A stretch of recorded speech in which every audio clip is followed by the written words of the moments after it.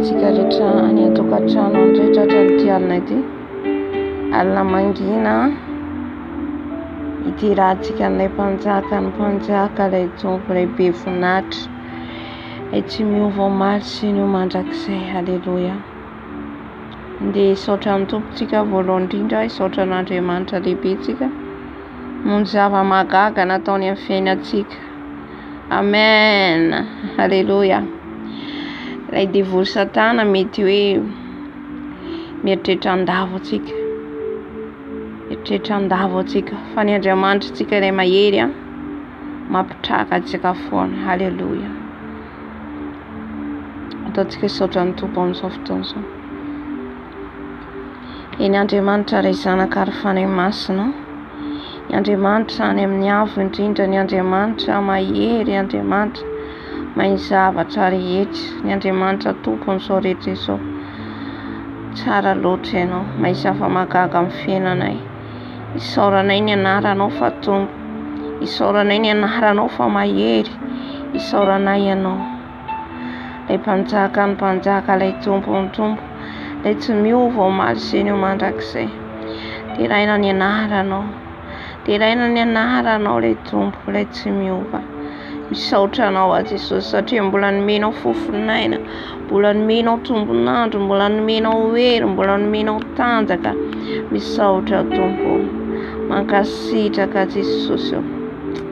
Tompo afatoany aminao indray izay amin'izao alina izao, mifantoka any aminao, mifantoka any aminao ny fotoana rehetra izay taona eto, ny fotoana taona eto isan'ny fanatrehanao, isan'ny fitarihanao fanahy masina.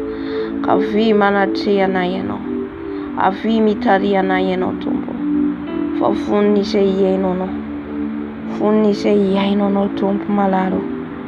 Haleluia. Misaotra Jesosy. Misaotra Jesosy. Manatrika anay ianao. Misaotra Tompo. Misaotra amin'ny fanatrehanao sady ataovy hifantoka any aminao zay. Esoriny tsy fifantohana. Esoriny tsy fifantohana Jesosy.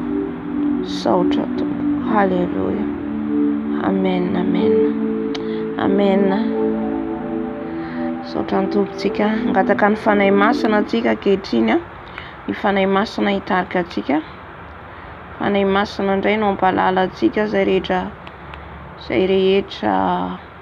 tsy fantatsika amin'ity androandroany ity. Ny fanahy masina no ampalala antsika amin'ny sitrapony. Ny fanahy masina no hitarika antsika amin'ny marina rehetra. Aleluia. Tsara ny fanahy masina, mahafinaritra miaraka amin'ny fanahy masina. Aleluia. Angataka ny fanahy masina antsika. Aleluia. Aleluia. Eny Andriamanitra ray zanaka ary fanahy masina. Ny Andriamanitra tsara sady mpanao ny tsara. Ny Andriamanitra mahery, ny Andriamanitra Abrahama, Isaka, Jakoba. Ny Andriamanitra izao rehetra izao. Ny Andriamanitra nahary ny lanitra sy ny tany. Mangataka ny herinao zay, mangataka ny fanahinao masina izay. Ny fanahinao masina hitarika eto. Ny fanahinao masina no ampalala anay izay rehetra sitraponao. Fanahy masina no midiny anao. Fanahy masina no manatreha anao. Ilay fanahy tsara indrindra. Ilay fanahy mampianatra anay ny marina rehetra. Ilay fanahy mampalala anay ny marina rehetra. Fanahy masina no avy. Fanahy masina no tario izahay. Fanahy masina no atreho izahay. Fanahy masina no mainanao zay raha tsy eto ianao. Avy manatreha anay. Haleluia. Avy tario zay fanahy masina. Tario zay amin'ny fanatrehanao.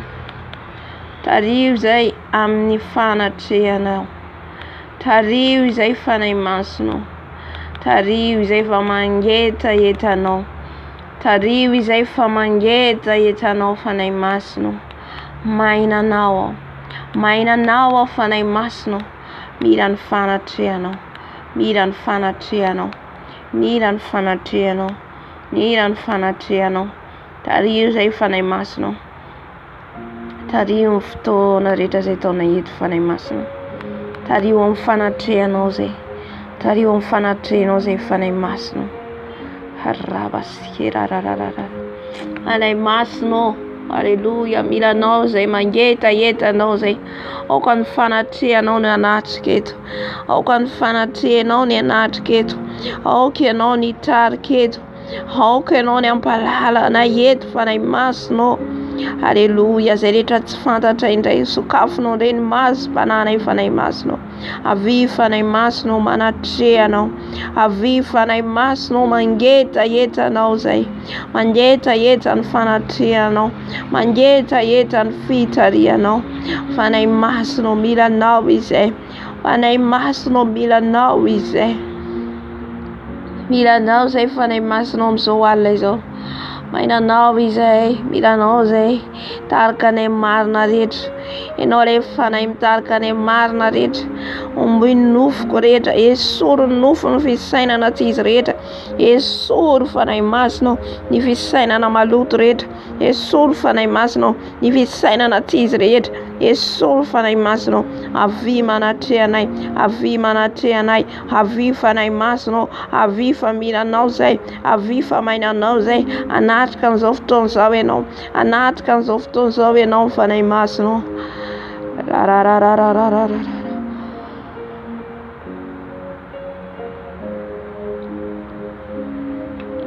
Eto amin'ny fanatrehanao zay fanahy masina. Eto amin'ny fanatrehanao zay fanahy masina. Eto amin'ny fibebahana izay. Hitra amin'ny fibebahana marina. Fanahy masina eto amin'ny fibebahana zay. Hitra amin'ny fibebahana marina fanahy masina. Avy midina manatreha anay. Avy midina mameno anay. Avy fanahy masina fa milanao zay. Avy fanahy masina fa mangetaetanao zay. Milanao zay fanahy masina. Milanao zay fanahy masina. Milanao zay fanahy masina. Milanao zay fanahy masina. Milanao zay fanahy masina. Mainanao zay fanahy masina. Ampalalao anay ny sitraponao. Hampalalao anay ny sitraponao fanahy masina. Hampalalao anay ny sitraponao fanahy masina. Mameno anay ianao, mameno anay ianao, mitary anay ianao fanahy masina. Amin'ity androandroany ity, saotra fanahy masina. Alleluia. Saotra ve efa eto ianao, saotra ve efa manatrika anao, saotra anao aty Jesosy, misaotra anao fanahy masina. Alleluia. Amen. Angataka amin'ny fanahy masina atsika, hanombo ny nofontsika mba tena hifantoka amin'ny fotoana rehetra ataontsika eto. Esorintsika ny asan'ny nofo rehetra satria ny asan'ny nofo amin'ny fisainanao mivavaka atsika dia mila atsika tena hoe mifantoka any amin'ny Jesosy. Satria tsika raha mivavaka ny fisainantsika mbola mandeha à gauche à droite dia tsy mety. Amin'izay fotoana izay tsy mifantoka atsika fa mila mifantoka atsika tena any amin'ny Jesosy tanteraka. Alleluia. Ny asan'ny nofo rehetra aty anatintsika tena hoe angataka amin'ny tompotsika, angataka amin'ny fanahy masina atsika, ombony miazo fijalian'i Jesosy. Ny ataon'ny Satana manko ny devoly Satana fetsy. Devoly Satana fetsy dia rehefa ao anatin'ny tsika mivavaka ampisaintsain'ny zavatra maro, ampisaintsain'ny olona, ampisaintsain'ny asa, vola, dia izay zavatra izay nefa tsy mety.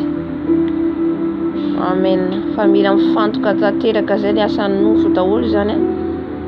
Fa ny fisainantsika zany mila tena hoe ombona miazo fijalian'ny tompo. Amen. Ny fisainantsika hifantoka any amin'ny Jesosy rehefa tsika mivavaka, tena adino itsika ny zavatra rehetra. Amen. Kandaontsika angataka amin'ny fanahy masina, omboyo miazo fijalian'i Jesosy. Ny fisainanay fanahy masina, omboyo miazo fijalianao Jesosy.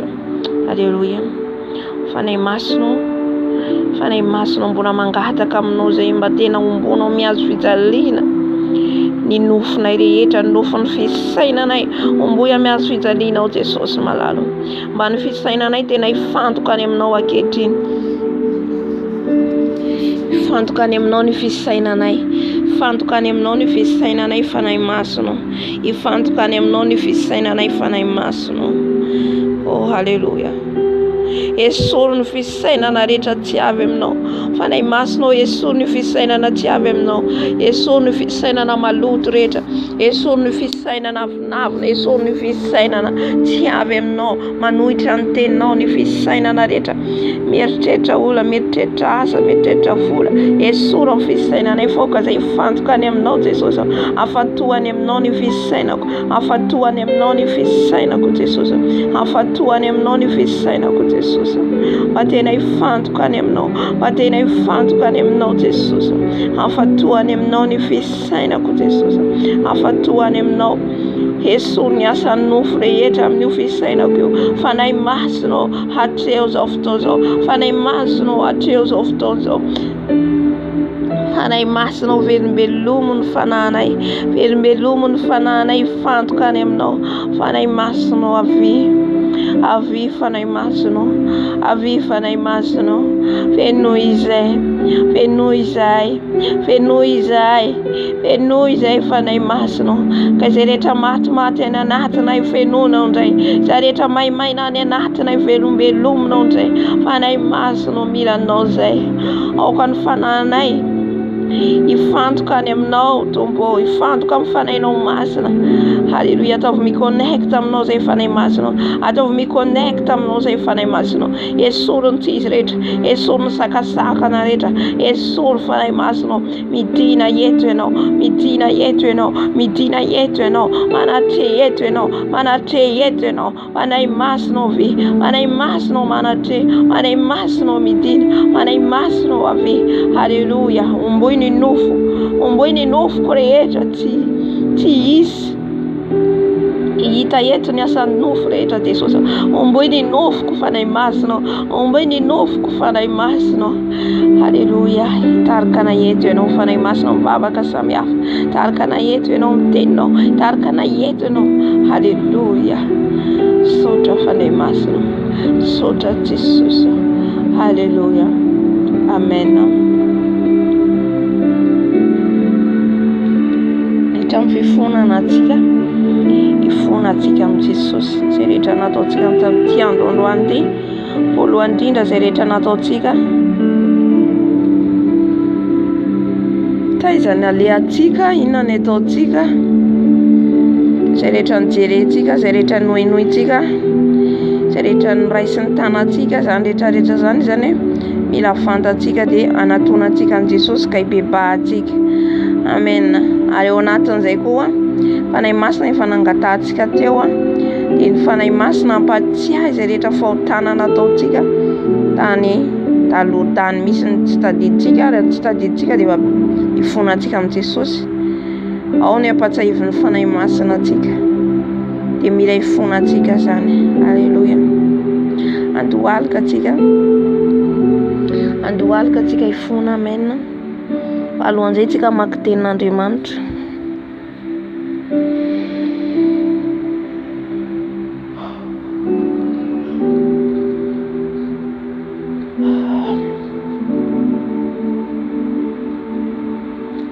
Maka tenin'Andriamanitra tsika. Alleluia.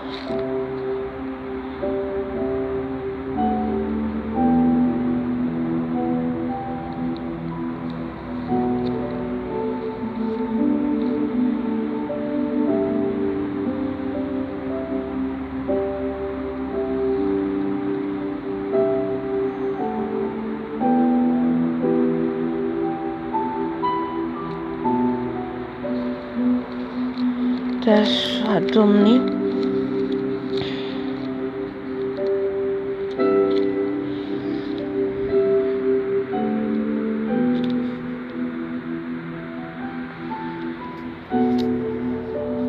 Romana toko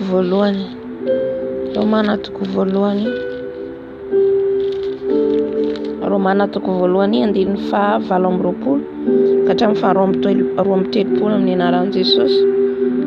Rakiko ny teny, ary araka ny nanaova ny fahalalana marina an'Andriamanitra ho tsy mendrika ho tanany, dia araka izany kosa no nanoloran'Andriamanitra azy ho amin'ny fisainana tsy mahamendrika, hanao izay zavatra tsy tokony atao, ka dia feno ny tsy fahamarinana rehetra,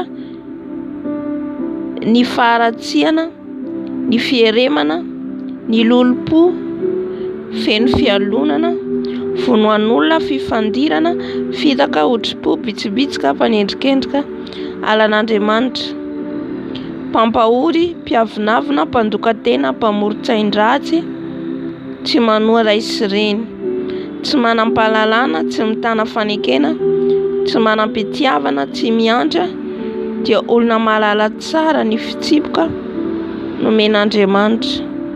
Fa izay manao izany zavatra izany no mendrika ho faty, nefa tsy manao izany ihany izy fa mankasitraka ny manao koa. Amen.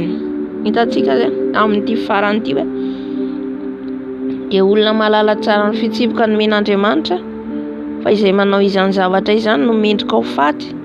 Raha manana an'ireo toetra ireo tsika dia miatra amintsika ny fahafatesana ara-panahy.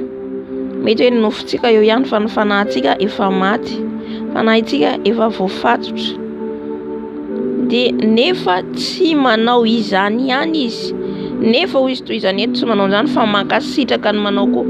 Raha tsika mankasitraka ny olona manao an'ireo dia efa anisany ihany koa tsika ao anatiny voafatotra ny fanahintsika, efa anisany mandalo ny fahafatesana ara-nofo ihany koa tsika, fahafatesana ara-panahy fady.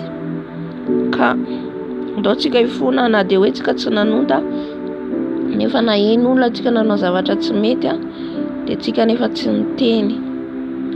Amen. Ndao tsika ifona.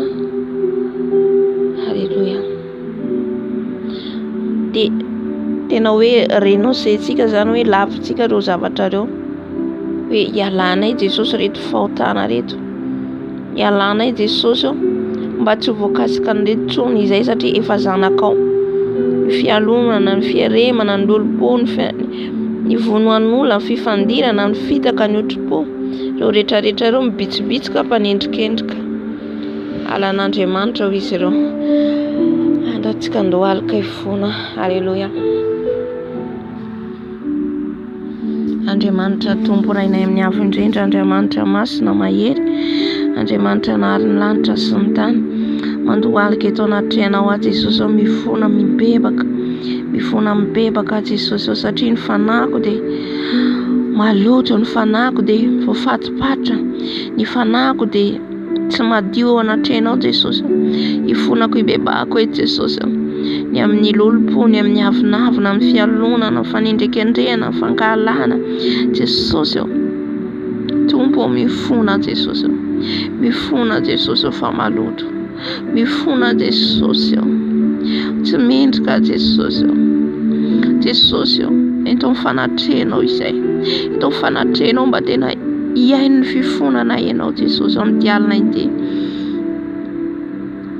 Enoy ny fifonanay Jesosy, enoy ny fifonanay Jesosy, mamindrafo Jesosy, mamelany heloka Jesosy, mifona mibebaka eto anatrenao, mifona miendrikendrika, mifona mifankalana, mifona mity fitiavana, mifona Jesosy, mamindrafo toko, mamelany heloka Jesosy. Manantona anao mibebaka, manantona anao mifona, manantona anao a Jesosy. Ifonako eto anatrenao ny adalana rehetra vitako tamin'ity androandroany ity Jesosy, ny amin'ny teny nalaoka ny vavako, ny amin'ny fiteniko Jesosy, ny amin'ny fihetsiko Jesosy, ny anatin'ny foko, ny anatin'ny fisainako.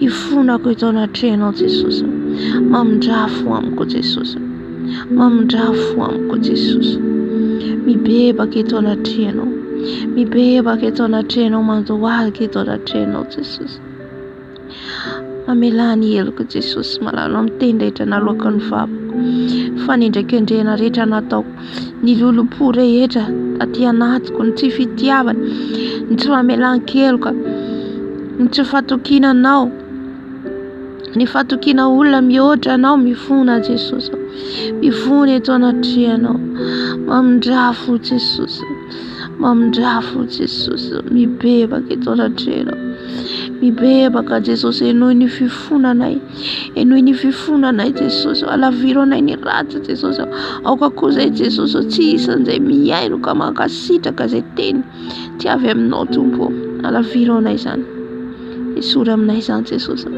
aoka izay andeha araka ny fahamarinanao sy ny fahamasinanao, aoka izay andeha amin'ny fahamarinanao sy ny fahamasinanao Jesosy, amboaro izay tefeo zay Jesosy, tefeo zay andeha araka ny fahamarinanao sy ny fahamasinanao Jesosy. Raiso ny fifonanay, raiso ny fifonanay Jesosy, enoy Jesosy, enoy ny fifonanay Jesosy.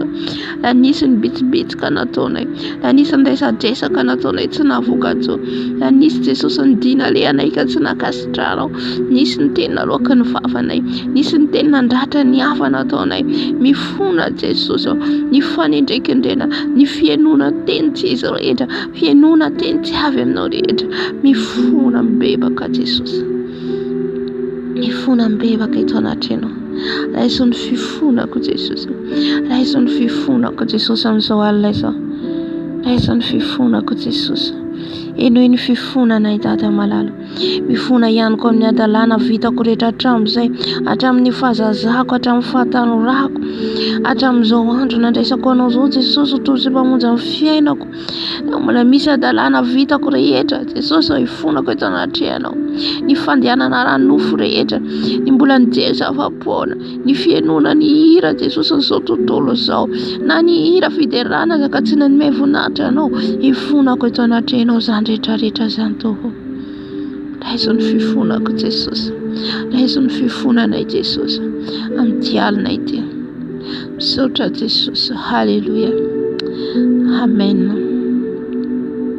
Angataka ny rany Jesosy tsika, anadio atsika ny rany Jesosy, anasa atsika ny rany Jesosy, anadio ny fahotana rehetra vitatsika, ary ny anaratsika ihany koa ho fafany Jesosy amin'ny rany, satria ny rany Jesosy dia afo, ny rany Jesosy dia mamafa ny anaratsika any amin'ny boky ny fiaina tsy hita, satria tsika raha vao manota na nandainga na kely io na lehibe, tsisy fahotana kely na lehibe io na tren'Andriamanitra. Ka hoe ny fahotako enieny ihany na ny fahotako kelikely ihany fa ny ihany nangeza be, tsisy an'izany eo na tren'Andriamanitra, tsisy ota ho izy tafiditra any an-danitra. Ka ninona ny ota nataontsika? Ninona ny ota nataontsika dia voasoratra hiampangany fahavalo antsika, dia manana kahie ihany koa izy ireo hiampangany ny anarantsika. Dia amin'izay fotoana izay raha ohatra antsika mivavaka nefa nisy zavatra tsy nebabahantsika, dia Satana mihitsy miampanga antsika ao anatrehan'Andriamanitra, eo anatrehan'ny ray miampanga antsika hoe izy ary io avy nandainga, izy ary zao, arakaraka izay zavatra nataontsika zany. Ka ireny mahatonga antsika hoe mila hibebahantsika na fahotana hatramin'ny raha misy zavatra patsy mifanahy masina antsika dia mila hifonantsika. Eo am-pandoliana antsika mivavaka antsika misy zavatra patsahivana dia hibebahantsika zay. Amen, halleluja. Amin'ny fotoana iny dia voafafa ny fahotantsika, ary ny rano Jesosy mamafa ny fahotantsika, mamafa ny anarantsika any amin'ny bokin'izy ireo. Amen. Mba ho soratan'i Jesosy any amin'ny bokin'ny fiainana ny anarantsika. Halleluja. Amen. Dia misy ten'Andriamanitra ihany koa vakiko anatin'izay.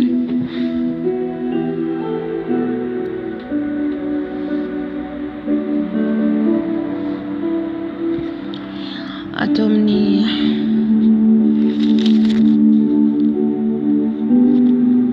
Korinthiana voalohany toko faha 10. Korinthiana voalohany toko faha 10 andininy fa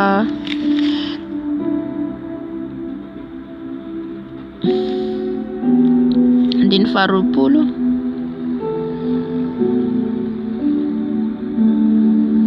Fakiko manomboka amin'ny andininy faha 17 amin'ny anaran'i Jesosy hatramin'izay vakina. Dia amin'ny fanasan'ny Tompo. Ary raha manao izao didy izao aho dia tsy midera anareo tsy akory, satria tsy miangona hiatsara ianareo fa hiaratsy. Fa voalohany indrindra, raha miangona ao am-piangonana ianareo dia reko fa misy fisarahana eo aminareo, ary mba misy inoako ihany izany, fa tsy maintsy misy fitokoana eo aminareo mba haseho eo aminareo izay olona kasitrahana. Koa raha miangona ianareo dia tsy misy ihinanana ny fanasan'ny Tompo akory, fa raha mihinana ianareo dia samy homana ny sakafony avy aloha ianareo, koa ny anankiray dia noana fa ny anankiray kosa mamy. Moa tsy manan-trano ihinanana sy isotroana va ianareo? Sa manao tsinitsinina ny fiangonan'Andriamanitra ka manome henatra ny tsy manana? Inona no lazaiko aminareo? Hideranareo va aho? Tsy hideranareo amin'izany aho, fa izaho efa nandray tamin'ny Tompo izay natolotra anareo kosa, fa Jesosy Tompo tamin'iny alina iny izay namadia anazy dia nandray ny mofo, ary efa nisaotra izy dia novakiny ka hoy izy, ity ny tenako ho anareo, izao no atao fahatsiarovana ahy. Dia araka izany koa ny kapoaka efa nihinana dia hoy izy, ity kapoaka ity no ilay fanekena vaovao amin'ny rako, izao no atao fahatsiarovana ahy. Naoviana no misotro ianareo, fa naoviana ianareo no mihinana itony mofo itony sy misotro amin'ny kapoaka, dia manambara ny fahafatesan'ny Tompo ianareo mandra-piaviny. Koa nazovy no mihinana ny mofo sy misotro amin'ny kapoakin'ny Tompo amin'ny fanahy tsy mendrika, dia homeloka ny amin'ny tena sy ny ran'ny Tompo izy. Faoka ny olona hamantatra ny tenany dia aoka izy hihinana ny mofo sy hisotro amin'ny kapoaka. Fa izay rehetra mihinana sy misotro dia mihinana sy misotro fanameloana ho an'ny tenany, raha tsy mamantatra ny tena izy. Noho izany dia betsaka no marary sy marofy eo aminareo ary maro ihany no efa nodimandry. Fa raha mba mamantatra ny tenantsika isika dia tsy mba ho tsaraina. Fa raha tsaraina isika dia faiziny Tompo mba tsy ho eloina miaraka amin'izao tontolo izao. Koa raha miangona hihinana ianareo, ry rahalahy dia mifampiandrasa. Ary raha misy olona nona aoka izy hihinana ao an-tranony mba tsy angonanareo fanameloana ary ny zavatra sisa dia latro rehefa tonga. Amen. Novakiko moa tenin'Andriamanitra io zany ny amin'ny fanasan'ny Tompo zany ny fahatsiarovany amin'ny rahan'i Jesosy. Ao moa zany ny fanasan'ny Tompo ny fandraisana ny rahan'i Jesosy, fisotroana ny rahan'i Jesosy, fahatsiarovana efa fantatsika. Ao ihany koa tsika le mivavaka mangataka ny rahan'i Jesosy. Amen. Mitovy ihany reo. Ny rahan'i Jesosy moa zany atsika mivavaka dia manadio atsika, manasa atsika. Fa ny amin'ny fandraisantsika fanasan'ny Tompo moa zany any am-piangonana, iny dia inona zavainy eo amin'ny Korinthiana 1:1-10 eo. Mila mitandrina zany tsika satria presque raha ohatra ka malala tsika manaka nama zany tany amin'ny fiangonana zokiny ohatr'izay, tamin'ny tsy fahalalana moa zany, sady tamin'ny jangajangana, fahotana dia misotro ny rahan'i Jesosy.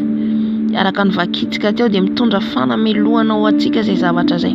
Zay mahatonga hoe misy aretina, misy olona sitrana aretina satria ao anatin'ny fahotana izy misotro ny rahan'i Jesosy. Tsy mety. Fahotana lehibe ao anatren'Andriamanitra. Amen. Fa alohany andraisana ny fanasan'ny Tompo isotro ny rahan'i Jesosy dia mila mamantatra ny tena noho izy mazava ny tenan'Andriamanitra. Mila mamantatra. Araka ny tenenina 9:7 hoe mivavaka ianareo izy nefa misy fisarahana. Tsy mety. Raha ohatra tsika zany isotro ny rahan'i Jesosy, aleo aloha tsy misotro ny rahan'i Jesosy.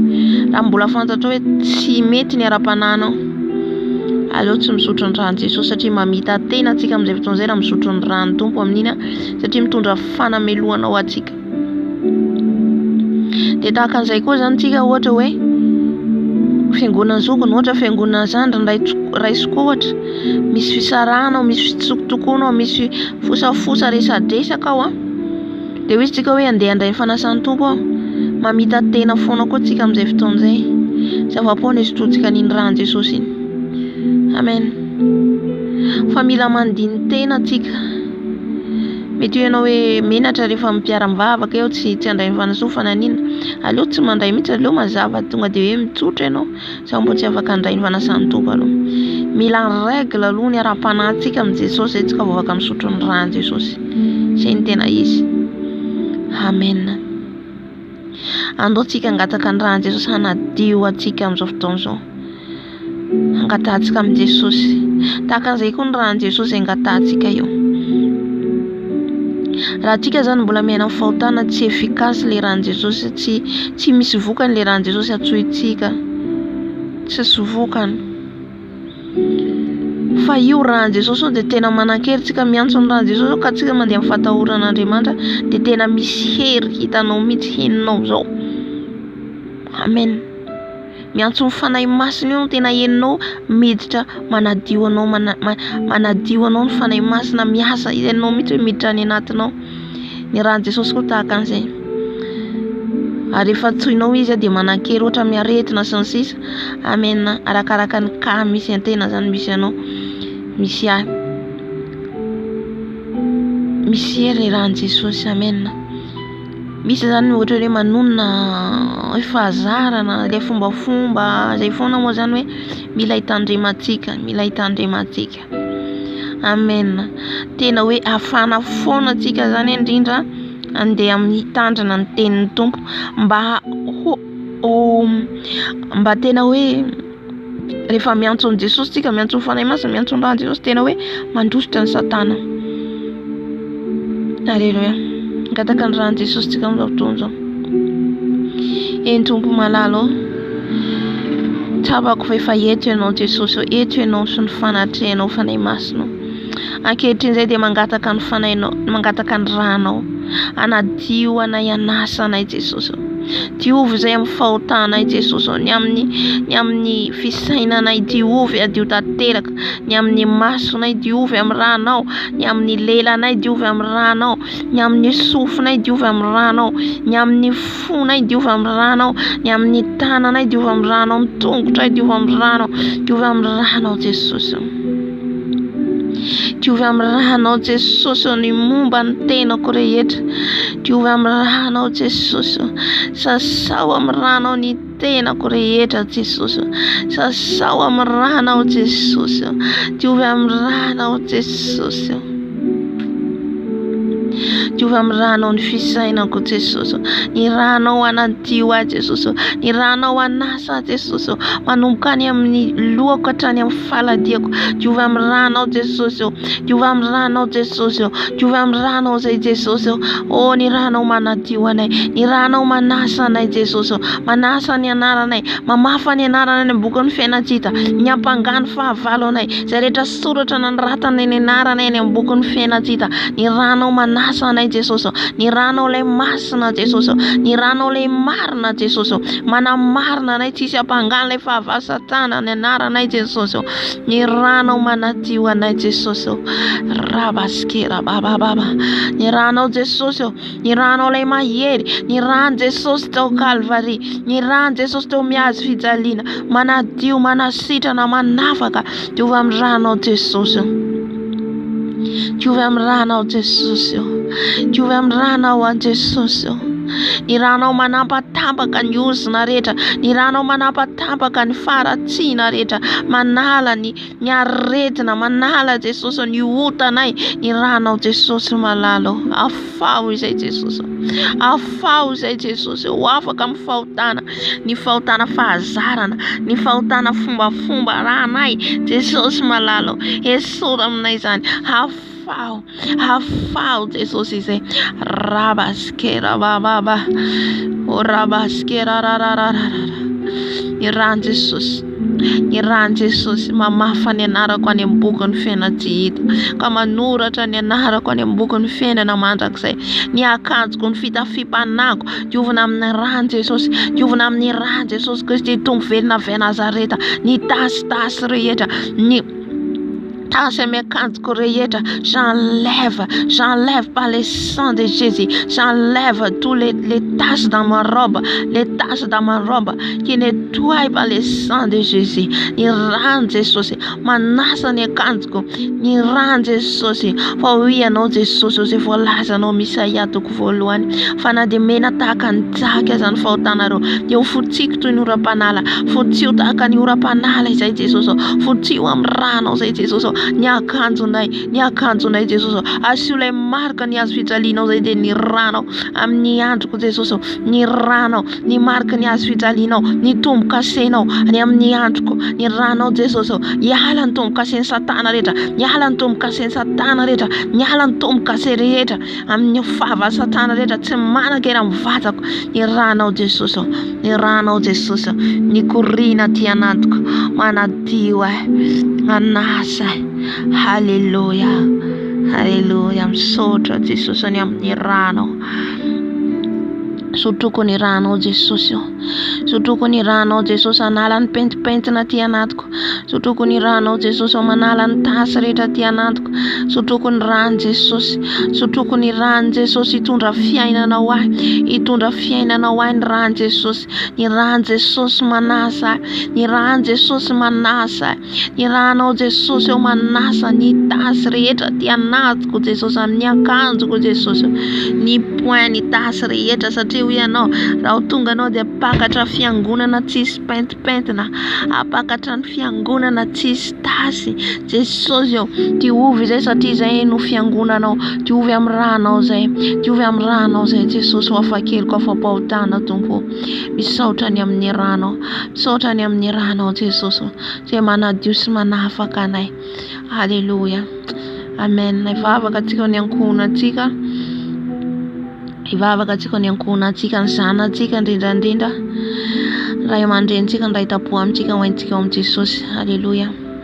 eny Andriamanitra ray zanaka ary fanahy masina indreto izay mivavaka ho any ankohonanay ny ray aman-dreninay ny ray tapo aminay ny zanakay Jesosy entina eto anatrehanao milanao ny zanakay Jesosy milanao satria lavitra anay Tompo tsy fantatra izay rehetra ataony ihany ao ny fiarahany amin'ny ankizy Jesosy izay tsy manana anao ao Tompo ny fanaony zao tontolo zay zao arahany Jesosy ibebako eto anatrehanao ny zanako vonjeo ny fanany zanako Jesosy ao ny laingalainga zay ataony miala tralatra zay rehetra mamatotra azy afao Jesosy vonjeo ny fanany zanako vonjeo ny fanany ankonako vonjeo ny fanany ray tapo amiko Jesosy zay mbola tsy mahalala anao zay mbola lavitra anao na miaina Jesosy amin'ny fijangajangana miaina Jesosy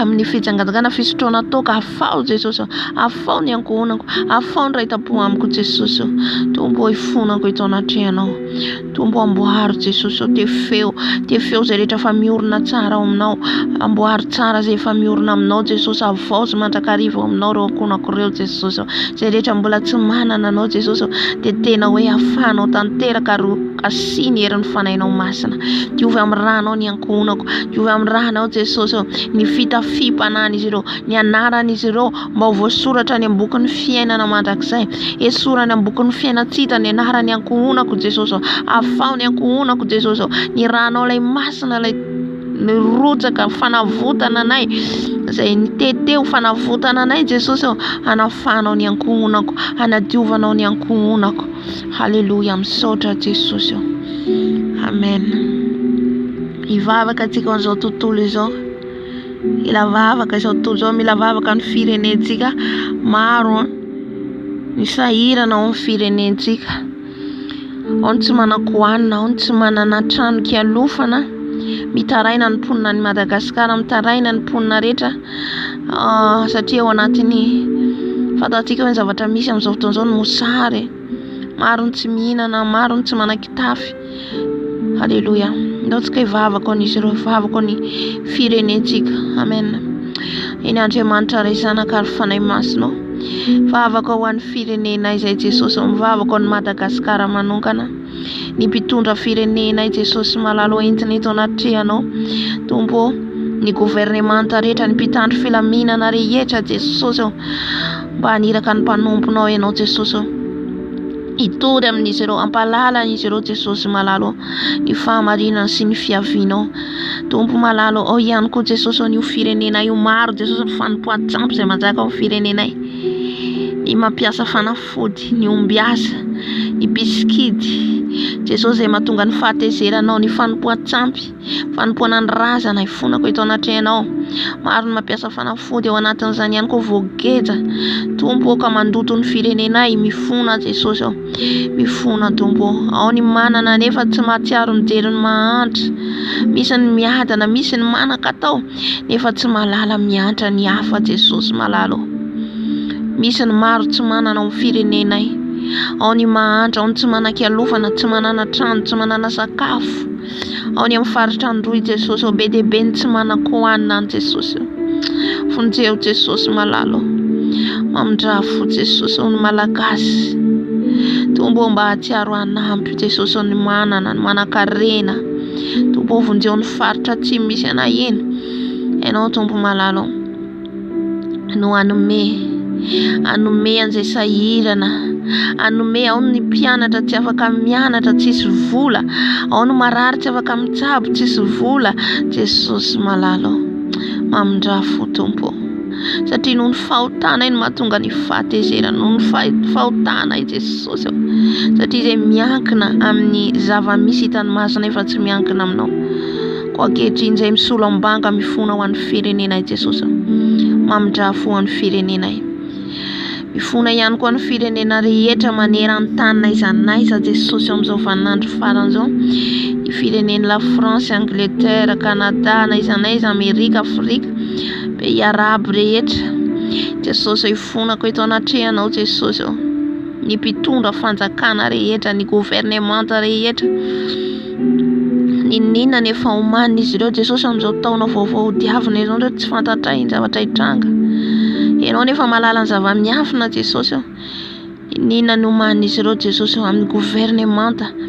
ny nouvel ordre mondial Jesosy amindra fo amin'izy ireo tombo fa tsy fantany izay taona amindra fo Jesosy amin'ny firenena izao tontolo izao tombo misy ny zanakao amin'ireo Jesosy misy ny manompo anao mitady anao andro manala koa tombo malalo tsy njova ny zanakao fa ianao manavaka ny manompo sy ny tsy manompo anao ka dia petraka ny ampelantananao Jesosy ny firenena rehetra mba maro ibebaka maro ny an'olon-tena maro ny ala amin'ny ratsy maro ny anara-dianao misaotra Jesosy alleluia fafina ihany koa ny rahanao Jesosy manerana zao tontolo zao nafafinay ny rahanao Jesosy satria ianao maty ny solo ny fahotana zao tontolo zao ianao dia niteny ao amin'ny Jona 4:10 fa toy izao ny tiavan'Andriamanitra izao tontolo zao nomeny ny zanan'ilay tokana mba tsy ho very izay rehetra mino azy ny fitiavanao ny antony nanoloranao ny tenanao Jesosy ny rahanao ny tete tsy ho anay irery ihany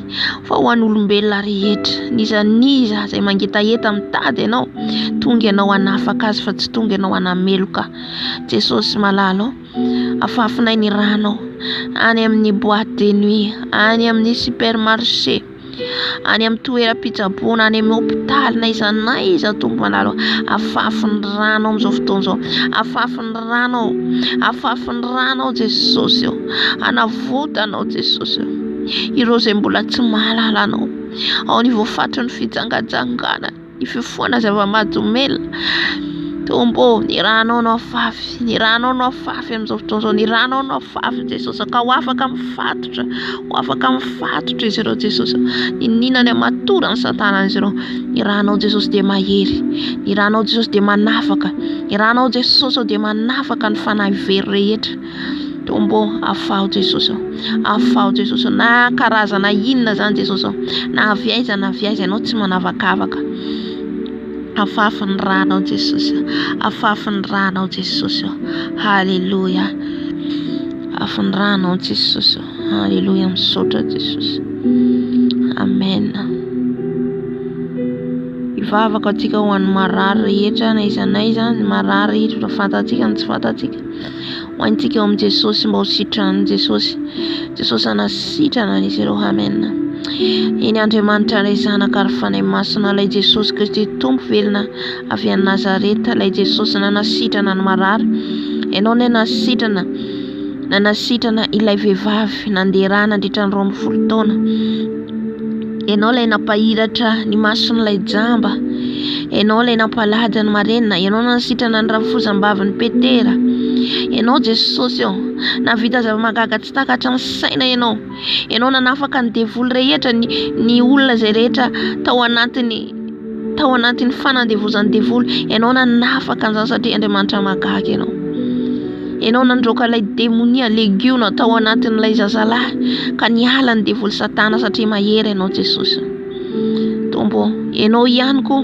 nanasitrana n'ilay zazalahy izay natsipo ny devoly teo anolohan'ny afo isan'andro nijaly ny taraina ny rainy teo anatrehanao ka nositranao ary nafahanao tamin'ny fatotra ankehitriny koa Jesosy niza ny tsy salama amin'izao fotoana izao niza ny fatorany devoly satana amin'izao fotoana izao ninona matorany Jesosy niara-panahy ny tsirairay avy ary ihany koa ny tsy salama indrindrandrindra tombo malalo dia hositranao amin'ny herinao Jesosy malalo hositranao amin'ny hery ny afo ny fanahinao masina Jesosy satria ianao ilay mpanasitrana ianao no tompony fanasitranana Jesosy ary ianao koa dia manome hery anay manome fahefanao anay Jesosy ivavaka ho an'ny marary ivavaka ho an'izay rehetra tsy salama na iza na amin'ny ankonanay na ny namanay na ny manodidina anay na ny fantatray na tsy fantatray hositranao Jesosy ankehitriny na aretina inona io Jesosy na appendicite na cancer na diabète inona ny aretina Jesosy dia hositranao amin'izao fotoana izao tokoa ny osotry ny herinao na nasitrana an'izy ireo tahaka ny nanomezanao hery ositra ny Petera sy John tamin'ilay lehilahy izay tsy afaka nandeha tsara endrika tsy afaka nitsangana fa noho ny herinao Jesosy Kristy tombo noho ny herinao any amin'ny avina nasitrana nampitsangana azy izay efa nalemy tany anatin'ny kibony reniny nefa hainao atao izany satria ianao Monamola volanay tany anatin'ny kibon'ny reninay Jesosy. Fantatrao ny mombanay rehetra. Saotra Jesosy. Efa manasitrana ianao. Saotra fa manao zava-mahagaga ianao. Halleluja. Irahanao ny afafy amin'izao fotoana izao ny tsy salama rehetra. Irahanao ny afafy amin'izay tsy salama rehetra amin'izao fotoana izao. Irahan Jesosy Kristy Tompo felona avy Nazareta. Afafy amin'ny tsy salama rehetra. Afafy amin'ny manana aretina rehetra. Ny fitaizana aretina rehetra. Rabaske rabababa. Irahan Jesosy. Irahan Jesosy Kristy Tompo felona avy Nazareta. Manasitrana. Manafaka amin'izao fotoana izao. Tononoko amin'ny anaran'i Jesosy Kristy Tompo felona avy Nazareta. Halleluja. Amen. Ivavaka antsika ho an'ny fiangonana. Ivavaka antsika ho an'ny fiangonana Andriamanitra rehetra maneran-tany na iza na iza ny fiangonana rehetra hitondrany Jesosy ianao. Antsika eo amin'ny Jesosy. Amen. Jesosy ani. Amen. Ikasika ny fiangonana mba tena hitodika amin'ny Jesosy. Ny fiangonana iamasina hatrany, ny fiangonana iamarina hatrany. Halleluja. Eny Andriamanitra ray zanaka ary fanay masina mitondram-bavaka izay ho an'ny fiangonanao. Ny fiangonana rehetra na iza amin'izao fotoana izao. Ny fiangonanao izay mitory ny filazantsaranao. Ao ny mitory eny an-dalambe, ao ny mitory any an-trano, ao ny mitory any am-piangonana, toerana maro samihafa ny internet. Jesosy malalo, izay no fiangonanao. Zahay Jesosy no fiangonanao izay atsanganao amin'izao fanandro farany izao. Izay ny taranaka ny Israely ankehitriny. Halleluja. Izahay Jesosy no nentinao avy any Ezipta akany amin'ny tany Kanana dia le paradisa vaovao. Halleluja. Jesosy Tompo angataka zay Jesosy mba tena ho amasinao zay, ho amarinao zay, amasino zay Jesosy. Amasino zay fa ianao zay masina masina hatrany. Mba tena hihiditra amin'ny fahamasinanao foana izay Jesosy. Hiditra amin'ny fahamarinanao zay Jesosy malalo. Amasino zay Jesosy. Amasino zay Tompo malalo. Amasino ny fiangonanao, esoro ny pentina ny tasy rehetra Jesosy aminay. Fa tena mba tena hoe andeha amin'ny fahamarinanao zay Tompo. Jesosy ovangeo ny fiangonanao. Irao ny fanainao masina hidina hirotsaka amin'izao fotoana izao Jesosy. Amin'ny fiangonanao rehetra maneran-tany na iza na iza. Tompo malalo. Mangataka Jesosy. Mangataka Jesosy ny herinao Jesosy tena hidina amin'ny fiangonanao Jesosy amin'izao fanandro farany izao. Anokatra ny masom-panahy ny fiangonana rehetra. Ny kristianina rehetra, ao ny mangatsiaka, ao ny verin-dalana, ao ny mamoy fo, ao ny reraka, ao ny anatin'ny ati-tsaina. Jesosy afao Tompo. Afao izay mba tena olona afaka ao aminao. Mba tena andeha amin'ny fatahorana anao ny fiangonana Jesosy. Mba tsy haroharo amin'izao tontolo izao tsony izay. Fa tena andeha amin'ny fahamasinanao. Halleluja. Saotra Jesosy. Saotra fanay masina. Saotra fa miasa amin'ny fiangonanao ianao. Saotra fa mampalala ny fiangonanao ianao Jesosy. Misaotra fa maniraka ny anjelinao ianao amin'ny fiangonana. Mba hitodika aminao amin'izao fanandro farany izao tahaka ny nandranao ny Jona. Ny Jona mpianatrao izay nampahitanao. Nampahitanao ny fahitanany amin'ny fiangonana 7. Ka nampita ny hafatra tamin'ny fiangonana 7 izay nolazainao. Ankehitriny koa Jesosy dia tsy fito ihany fiangonana efa mihamaro. Efa miparitaka na iza na iza. Ka ka Tompo malalo mba tena hiampita any amin'ny fiangonanao na iza Jesosy. Ny andehanana amin'ny fatahorana anao. Halleluja. Indrindra ny fitoriana na amin'ny fiverenanao fa ho avy joely ianao. Saotra Jesosy. Saotra Jesosy. Saotra Jesosy. Halleluja. Amen. Vavaka antsika mpanompon'Andriamanitra ihany koa. Ndre mila vavaka ny mpanompon'Andriamanitra rehetra, ny pastera, ny evangelista, ny mpaminany, ny dokotera, antsika amin'ny Jesosy zany rehetra zany. Jesosy malalo mivavaka izay ankehitriny ny mpanomponao rehetra, ny mpanompon'Andriamanitra rehetra izay nametranao asa ndraikitra. Ny pastera, ny evangelista, ny dokotera, ny mpaminany, ny ny mpiandraikitra rehetra manao ny asanao Jesosy, ny mpitarika rehetra manao ny asanao Jesosy. Tompo ampaherezo izy ireo, ao ny mandalo olana, ao ny mandalo ady, ao ny mandalo fanenjehana Jesosy atrakao. Ao ihany koa ny mbola miaina amin'ny fitiavam-boninahitra, amin'ny fitiavam-bola, fitiavan-karena Jesosy. Averenao ambalanao izy ireo, avereny Jesosy. Raha misy ny kivy amin'izao fotoana izao Tompo, noho ny fitondran'ny azo fijalianao, ampaherezo atsangano Jesosy, atsangano mpanomponao rehetra amin'izao vanandro farany zao, atsangano itory ny fahamarinana sy ny fahamasinanao Jesosy. Matsiaro manokana ihany koa ny kristiana voahenjika rehetra any Chine, any Afghanistan, amin'ny pays arabo, ao ny enjena mitory anao Tompo malalo. Ampaherezo zany kristiana zany, ampaherezo zany mpanomponao zany, ampaherezo Tompo mba hiazona anao hatramin'ny farany. Tsy hijery ny fampijaliana, tsy hijery ny fangirifirina, fa hiaritra hatramin'ny fahafatesana tahaka ny lalovan'ireo mpianatra ireo Jesosy malalo, ka azo ny satroboninahitra ny fiainana Tompo malalo. Ampaherezo Tompo, ampaherezo izy ireo Tompo. Ao ny miafina any anaty ala, ao ny miafina any anatin'ny karambato, ao ny miafina any anaty ala Jesosy. Ampaherezo amin'ny atsika noho ny fanenjehana Tompo.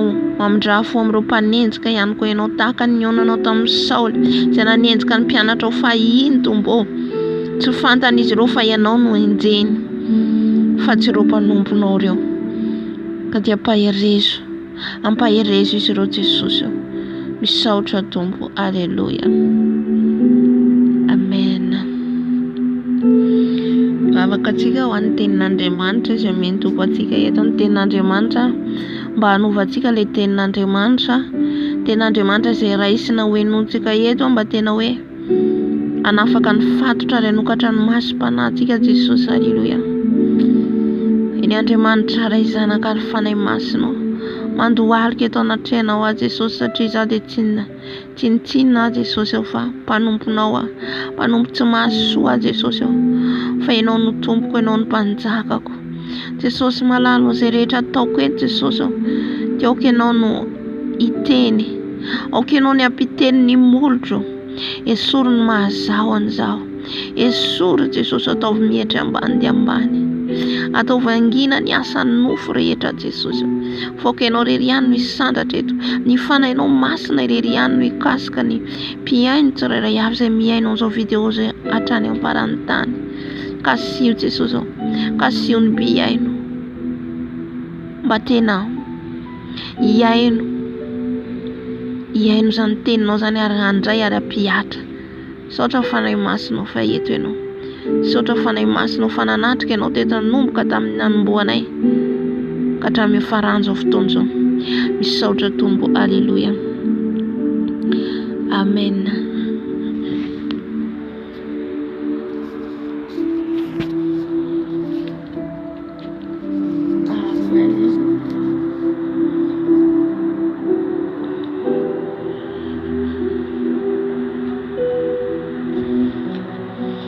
Aisytsika ny apokalipsy azafady vetivety.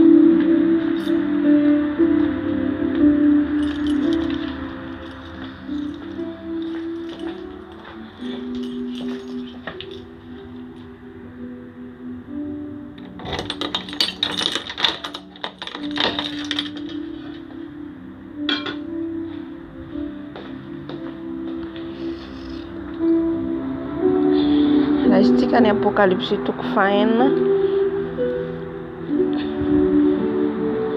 diny voalohany ka hatramin'ny farany.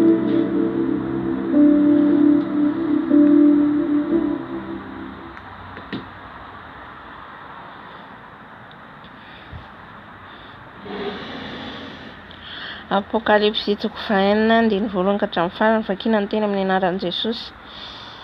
Ny namahana ny tombokase enina, ary nahita aho rehefa nivahany zanak'ondry ny anankiray tamin'ny tombokase 7, ary reko ny anankiray tamin'ny zava-mananaina 4 tahaka ny fikotrokotroky ny kotrokorana, nanao hoe avia. Ary hitako fa indro nisy soavaly fotsy, ary izay nitaingina azy dia nanana tsipoka, ary nomena satroboninahitra izy. Dia nivoaka izy ka naharesy sady mbola haharesy. Amen. Vakiko sady azavaiko tsikelikely zany. Ny namahana ny tombokasy n. Zany hoe nisy tombokasy zany dia le tombokasy ovahana. Le tombokasy n. Tombokasy dia sahalan'ny hoe taratasy. Tombokasy zany sahalan'ny hoe taratasy dia asiana tampon, asiana kase zany dia tsy afaka vohana io. Amen. Tsy afaka sokafana io. Amen. Ary nahita aho rehefa novahany zanak'ondry ny anankiray tamin'ny tombokasy. Izany hoe nahita zany Jaona teto zanak'ondry tsy zava-Jesosy, novahano izy ilay tombokasy tamin'ny tombokasy 7. Ary reko ny anankiray tamin'ny zava-manan'aina 4 tahaka ny fikotrokotroky ny kotrokorana nanao hoe avia. Iza reto le zava-manan'aina reto raha vakitsika ny Apokalipsy 4. Le zava-manan'aina 4. Dia izy miteny hoe ny anankiray tamin'ireo izy henon'ny Jaona ny teny hoe avia. Raha mamaky tsika ny Apokalipsy 4 andininy fa 1 ny anaran'i Jesosy. Ary teo anoloan'ny seza fiandrianana dia nisy toa ranomasina fitaratra tahaka ny vato kristaly, ary teo afovoan'ny seza fiandrianana sy manodidina azy nisy zava-manan'aina 4 feno maso. Ireo zavatra manan'aina le resany ato amin'ny. Ary zava-manana voalohany izy dia tahaka ny liona. Ary zava-manana eo zany le zava-manan'aina le tenenina ato amin'ny Apokalipsy 4 ihany koa. Le eo anoloan'ny seza fiandrianan'Andriamanitra eo anoloan'ny seza fiandrianany mpanjakan'ny mpanjaka. Alleluia. Dia io zany dia tombokasy rehefa novahany Jesosy zany, novahany zanak'ondry. Mamaky koa tsika ny Apokalipsy 4 ao akaiky eo. Dia manambara ihany koa izy an'io tombokasy hoe ary hitako fa indro nisy boky voasoratra tao anatiny sy teo ivony, voapetaka mafy tamin'ny tombokasy 7. Zay le zaiko hoe le tombokasy zany sahalan'ny misy hoe tsy azo vahana zany, zavatra secret. Tombokasy hitantsika raha tamin'ny andro taloha dia tena hoe misy ohatra mpanjaka mandefa taratasy any amin'ny, hitantsika ny tantaran'i Davida dia hamono ny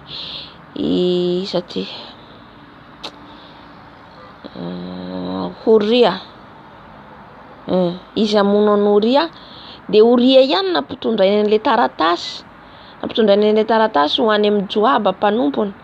Joaba le komandiny miaramilany hoe ataovy eo aloha izy Oria, alefaso faty izy, alefaso eo aloha mba ho faty anady satria izy te haka ny Batseba vadiny.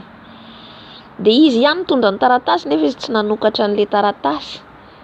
Tsy hoe andeha ohatran'ilay fiainantsika kolikoly ankehitriny efa maro zavatra hoe kolikoly zany ataon'ny olona. Dia na ohatra hoe ampindesinao zavatra izy na vola iny envelope afaka sokafana iny dia ovainy envelope hafa ohatra. Fa tamin'izany andro zany tena hoe matahotra ny mpanjaka izy ireo. Dia tsy nanokatra mihitsy izy mandrapahatongany eny, dia izy moa faty maty Oria. Dia tahaka an'izay le tombokasy eto tsy azo vohana, tsisy n'iza afaka mamoha ny tombokasy eo afa-tsy Jesosy Kristy tompo. Le tombokasy 7 dia le fandringanana iseho amin'izao tontolo izao, le zava-doza le hoavy alohan'ny hiavian'i Jesosy Kristy tompo. Amen. Ho an'izay tsika raha ohatra ka hoe tsy mibebaka dia hiaran'izay zavatra izay. Tombokasy 7 teo an-tanana kavanan'ilay mipetraka teo ambony seza fiandrianana. Ary hitako fa indro nisy anjely mahery niantso tamin'ny feo mafy hoe iza no mendrika hanokatra ny boky sy hamaha ny tombokaseny. Ary tsy nisy tany an-danitra na tetỳ an-tany na tany ambanin'ny tany na hasokatra ny boky na nahajery azy. Tsy nisy. Ary nitomany mafy aho Jaona amin'izay nitomany teto satria hoe tsy zavaka nanokatra le tombokasy le boky misy an'ilay tombokasy. Satria tsy nisy hita mendrika hanokatra ny boky na nijery azy. Ary ny anankiray tamin'ny loha olona nanao tamiko hoe nisy loha olona zany teo. Mino fa le olona anisan'le 420 aza mitomany indro ny liona avy amin'ny fireneny Joda dia Jesosy Kristy tompo ny teneneo. Le liona taranaky Joda dia ny solofiny Davida no efa naharesaka nahasokatra ka hanokatra ny boky sy hamaha ny tombo-kaseny 7. Haleluya. Eto zany tsisy afaka namohan'le izy afa-tsy Jesosy Kristy tompo noho ny amin'ny rany zanak'ondry, noho ny amin'ny rany Jesosy. Haleluya. De toy izako le fanazavana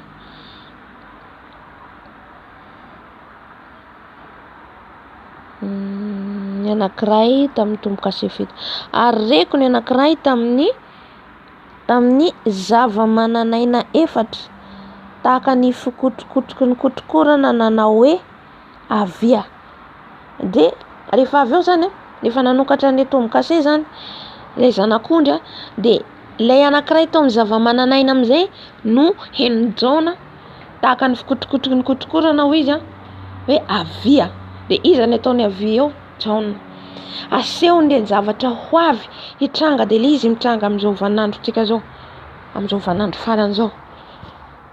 Ndraso vetivety zao anovan'ity internet ty de manohy an'le valy fotsy tsy Jesosy mihitsy io fa antikristy ary izay nitaingina azy dia nanana tsipoka. Zany hoe tsipoka zany olona iady manana tsipoka flèche hoentina miady. Amen. De hitantsika fa rehefa hiditra antikristy alohan'ny idiran'ny antikristy eo akatoerana de tena hoe catastrophe zavatra hitranga ety amin'izao tontolo zao ty. Amen. Zavatra maro zany hitranga ety amin'izao tontolo zao ty ary nomena satroboninahitra izy, zany hoe tsy manana voninahitra izy fa izy moa mangalatra foana. Antikristy moa fantatsika fa hoe avy amin'ny satana mihitsy izy, fanahin'ny satana no ao anatiny. Haleluya. Ary tsy mitsitsy tsy ahoana moa zany teneniny koa izy hoe tsy mandefitra mihitsy izy fa tena hoe fo vatony sady fo ratsiny ao anatiny indrindra rehefa mipetraka eo izy de ny kristianina no lasibatra voalohany indrindra no ampijaliany. Amen. De alohany andraisan'ny plasy eo de hitantsika ny zavatra hitranga. Amen. De io zany le tombo-kase le voahan'i Jesosy, io le tombo-kase sokafan'i Jesosy tsirairay. Amen. Misokatra tsirairay manokatra tombo-kase anankiray izy de hitantsika ohatra hoe raisiko ohatra zao ohatra hoe nisy tombo-kase anankiray nisokatra de iny aretina araka ny voalazan'le tao amin'ny Matthieu 4:20 areo misy re zavatra voalaza ny ten'Andriamanitra tsy maintsy tanteraka na tiatsika na tsy tiatsika. Amen. Izy mosary, izy fanjakana mely fanjakana. Amen. De io mandeha par étape reo arakaraky ny ambaratonga zay zavatra hoe arakaraka ny ordre satria ny an-danitra ao misy filaminana ao, misy ordre, misy calendrier ao, tsy tahaka ny calendrier tsika ety ambony tany, ny calendrier n'Andriamanitra. Haleluya. Amen.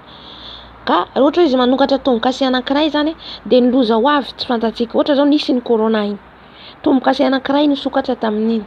Amen. Alohan'ny hiaviany antikristy zany de Andriamanitra mampiomana atsika. Haleluya.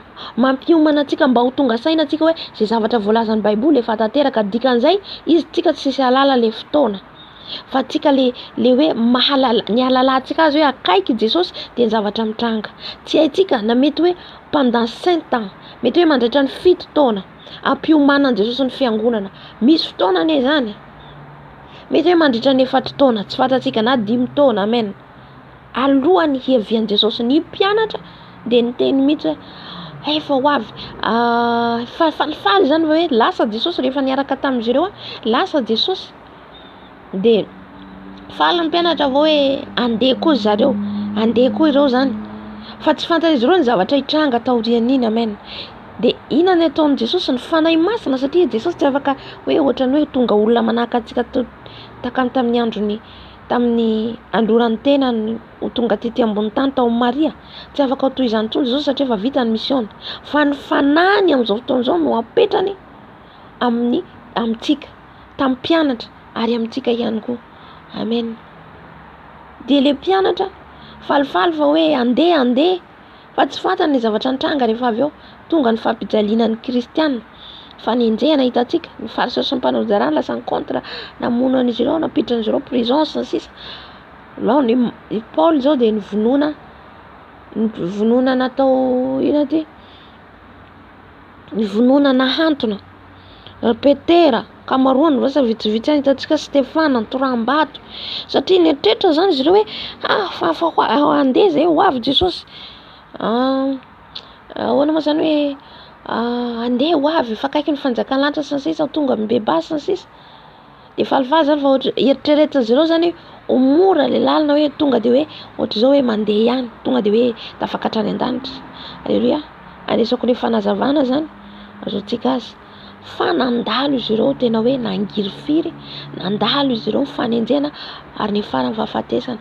fa nanaikatra ny fahafatesana izy ireo amen de tahaka an'izay koa tsika ankehitriny alleluia tahaka an'izay koa tsika satria alohan'ny avian'ny tompo alohan'ny avian'i Jesosy de mandatsaka ny fanahy masina ny ositra zao mena antsika amen io tsy mijanona io soran'ny tompo foana arakarakitsika ihany arakaraka mampangetahitatsika amen ny tompo ositra vaovao arakaraky ny hoe zavatra hitranga hoe ty amin'ity tany ty terrible ny zavatra hitranga amin'ny 2023 tsy fantatsika de arakaraky an'izay koa tompo an'izay rehetra mitady azy amin'ny fony tokoa no tena hoe anosorana azy ositra vaovao indray amen zay mbola tsy hitatsika hatramin'izay amen omeny atsika satria ny antikristy koa ho avy izy andray ny plasiny eo izy de manositra koa izy izao no tokony fantatsika manome ositra koa ny devoly ho an'ny satanika ho an'ny sorcier mpamosavy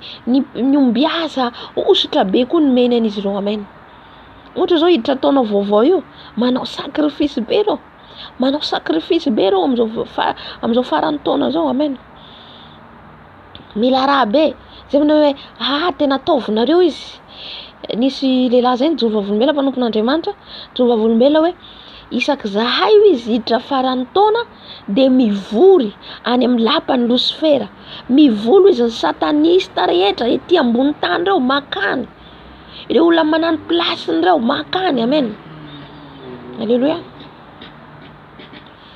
de mivory zay de ny plan Lucifera hoe hiditra taona vaovao tsika zao hiditra taona vaovao tsika zao de mila raha maro mila raza amen zay no afatra an'izy ireo de samy manao sacrifice eritrereto fotsiny hoe olona satanista manerana an'izao tontolo zao eritrereto fotsiny firy miliara de plan reo hiditra le faran'ny taona maro mila mitandrina atsika amen mila mitandrina satria amin'iny izy satria le fety réveillon fety azafady fety réveillon première bonne année mitady an Jesosy tsika amin'ireny fotoana reny tokony hitady an Jesosy tsika mandohalika mivavaka mitady an Jesosy amin'iny mihitsy hitantsika rehefa fety io tena faly mihitsy izy satana zay taona satria amin'iny tena azoany raha be azoany sacrifice olona be dehibe amen amin'ny accident ao ny miady mifamono satria mamo ao ny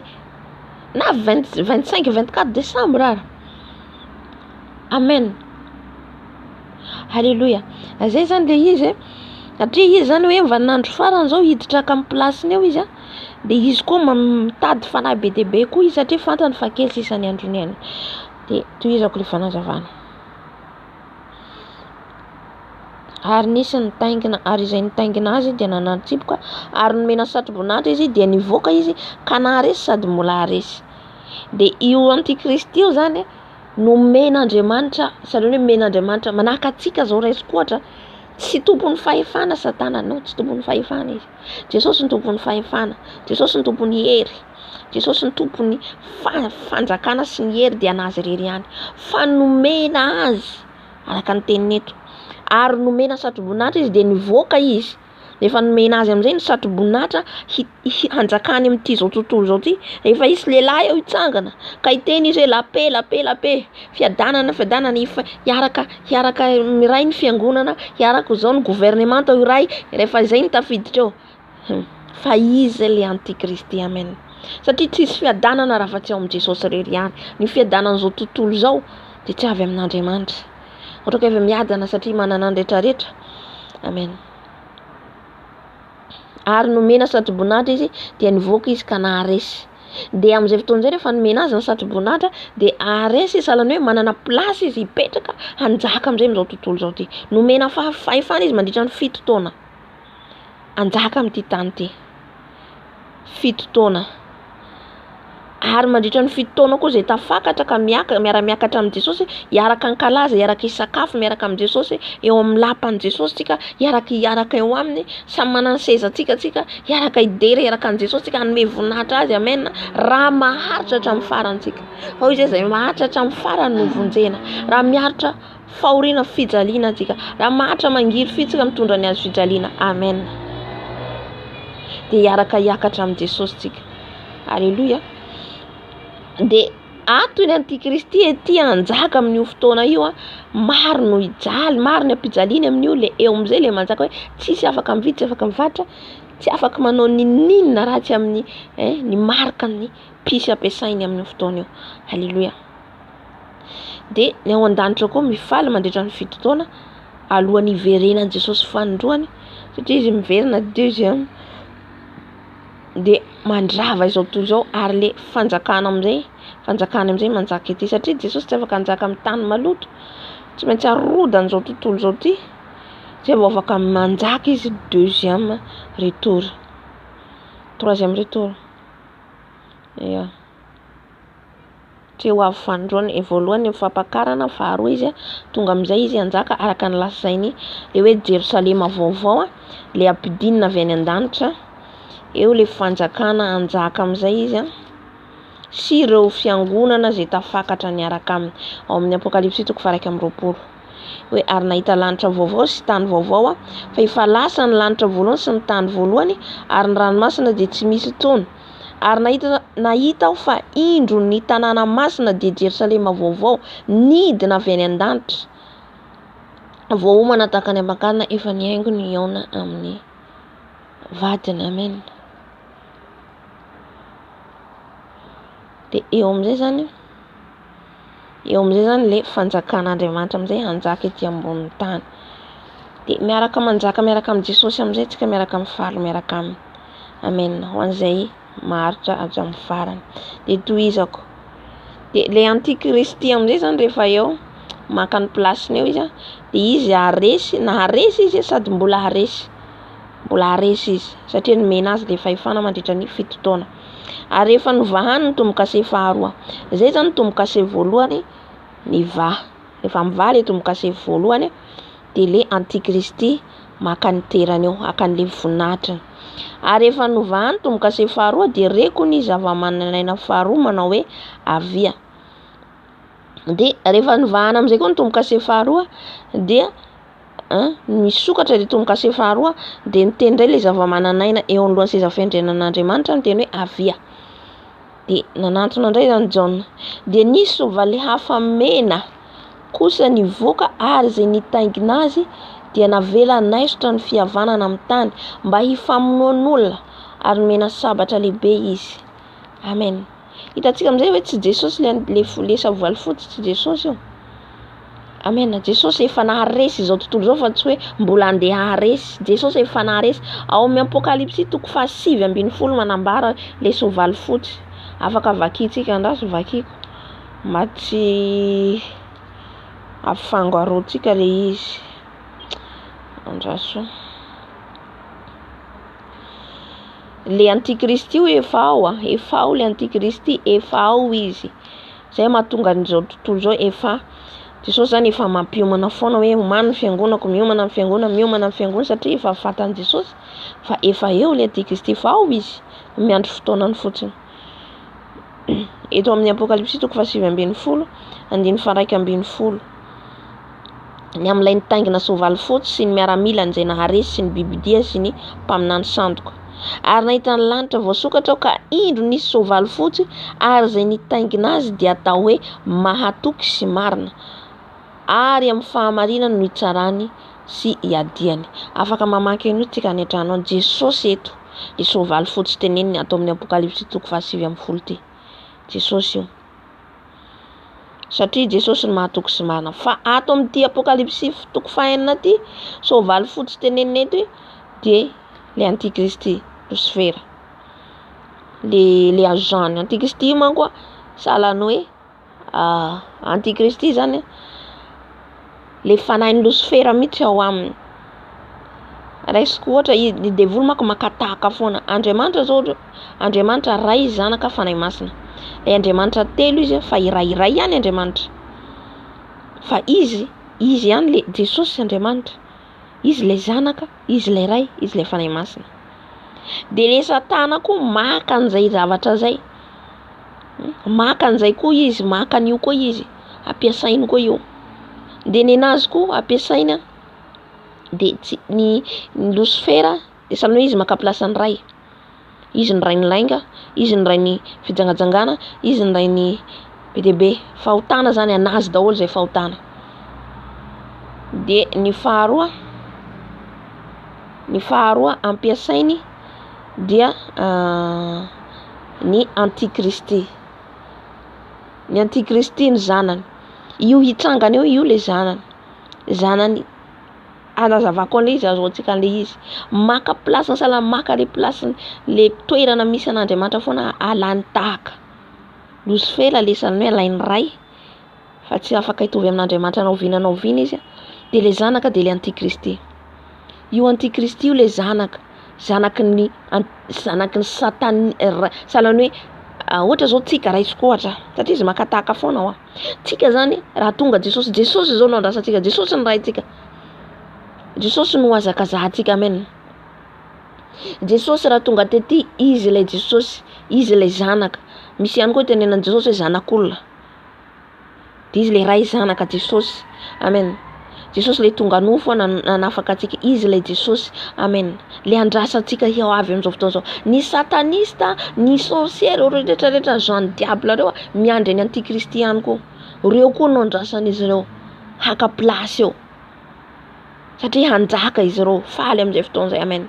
Tsika miandry, tsika fiangonana miandry an Jesosy ho avy.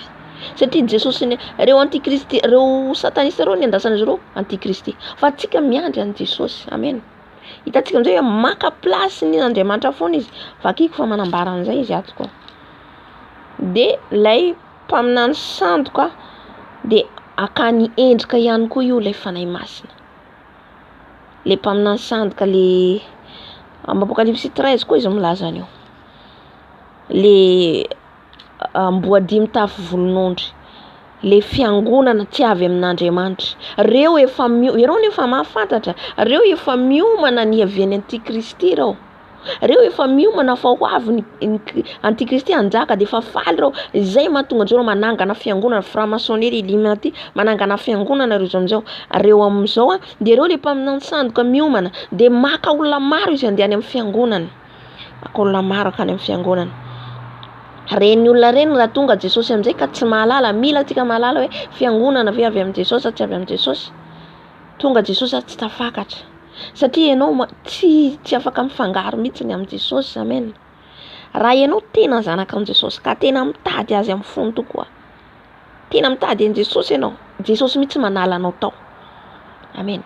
Jesosy manala anao tao. Amen. Raha tena zana ianao mitady azy de tsy maintsy averin Jesosy makany aminy. Amen. Fa raha ianao le manara-dreny rano fotsiny, mandeha fotsiny ianao tsisy firaisana amin'ny Jesosy, de amin'izay fotoana izay ianao lasa manaraka fotsiny sahalan'olona religion fotsiny ianao zany, kristiana religion. Aoka tsika hiala amin'le kristiana fombafomba fotsiny le manaraka fotsiny. Fa mila tsika tena miaina, miray amin'ny Jesosy, manontany an Jesosy. Inona ny ataoko Jesosy. Amen. Hitantsika Apocalypse 13 lavalava izy ty Apocalypse 13 manambara izy amin'ny 1:10. Ary hitako fa indro nisy biby dia iray koa niakatra avy tany amin'ny tany ary nanatandroka roa tahaka ny an'ny zanak'ondry izy sady niteny tahaka ny dragona ary ny fahefana rehetra nananan'ilay biby dia voalohany dia asehony eo anatrehan'ny biby dia eo antikristy. Ary ny tany mba amin'izay monina eo dia asainy miankoka eo anoloan'ilay biby dia voalohany izay efa sitrana. Izay ary manao famantarana lehibe izy ka dia mampidina afo avy any an-danitra amin'ny tany eo mason'olona aza. Ile mpaminany sandoka. Hitantsika amin'izao fa tena manao zava-mahagaga mihitsy ireo. Fa tsy avy amin'ny Jesosy nefa avy amin'ny Satana. manao miracle koa Satana. De jerentsika amin'izay le niteneniko teo hoe maka placen'Andriamanitra izy telo ihany koa. Apocalypse 4:20. Apocalypse 4:20 ka hatramin'ny 4:20 amin'ny anaran'i Jesosy. Ary ny fahenina nampidina ny tao andoviany tamin'ny Eufrata hony lehibe dia ritra ny ranony anamboarana ny lalan'iren'ny mpanjaka avy any amin'ny fiposahan'ny masoandro. Manomboka amin'ny 17:10. Ary nahita aho fa indreo fanahy maloto telo tahaka ny sahona. Tatsika Satana miasa amin'ireo biby ireo ampiasainy, le sahona, le tortue, biby lava. De maloto telo tahaka ny sahona avy tamin'ny vavan'ilay dragona. Avy amin'ny vavan'ilay dragona fantatsika fa Satana, sy tamin'ny vavan'ilay bibidia ary tamin'ny vavan'ilay mpaminany sandoka. Misy telo. Le dragona de Lucifera. Le bibidia dia le antikristy. Ary ny fahatelo dia ny mpaminany sandoka. Reo le maka endrika izy placen'Andriamanitra le telo izay iray. Fa izy tsy ho telo iray mihitsy izy. Tsy ho telo iray mihitsy. Andriamanitra de iray ihany. Fa izy mampiasa olona raha zavatra anankitelo, olona anankitelo. Dragona Lucifera, bibidia antikristy, ary ny fahatelo mpaminany sandoka io le lahiny tahaka fanahy masina. Amen. De ny anjany amin'izay le satanista, le mpijery ohatra le mijery misy reny mijery ino moa date de naissance-nao, mijery mombamombanao reny anazy daholo reo. Voyance, voyance. Mpanandro, piskidy, rehetrarehetra anazy. Amen. Reny agent reny. Manako hoe tsika. Alaiko ohatra zany exemple reko ndefa fanazavana zany. Tsika zanany Jesosy tsika. De izy koa manana zanany tahaka an'izany reny olona ampiasainy reny. Tsika ampiasainy Jesosy, reny koa ampiasainy Satana. Amen. Mino fa mazava amintsika le izy. Satria ny Apocalypse de prophétique be ny Apocalypse. Amen. De zay zany mila fantatsika dragona io de Lucifera, Satana io. De amin'ny fahatelo amin'izay rehefa nivahany izy tomboka se faharoa, de reko zava-mananana faharoa nanao hoe avia.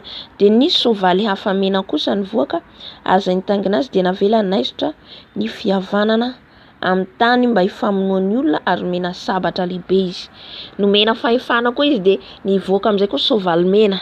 Soavaly mena de manambara fahafatesana. Soavaly mena manambara rà mandrika. Amen. Mena zay ny anarany. De dikan'izay le ady le hoe io mifanaraka amin'ny Matthieu 4:20 ihany dia sy Matthieu 4:20 de amin'ny Marka koa izy manambara, Luka koa ngamba izy manambara. Amen. De lay hoe firenena mely firenena, fanjakana mely firenena. Hitantsika zao ohatra izy aty le mifanao bomba amin'izao fotoana zao, Ukraine sy Russie.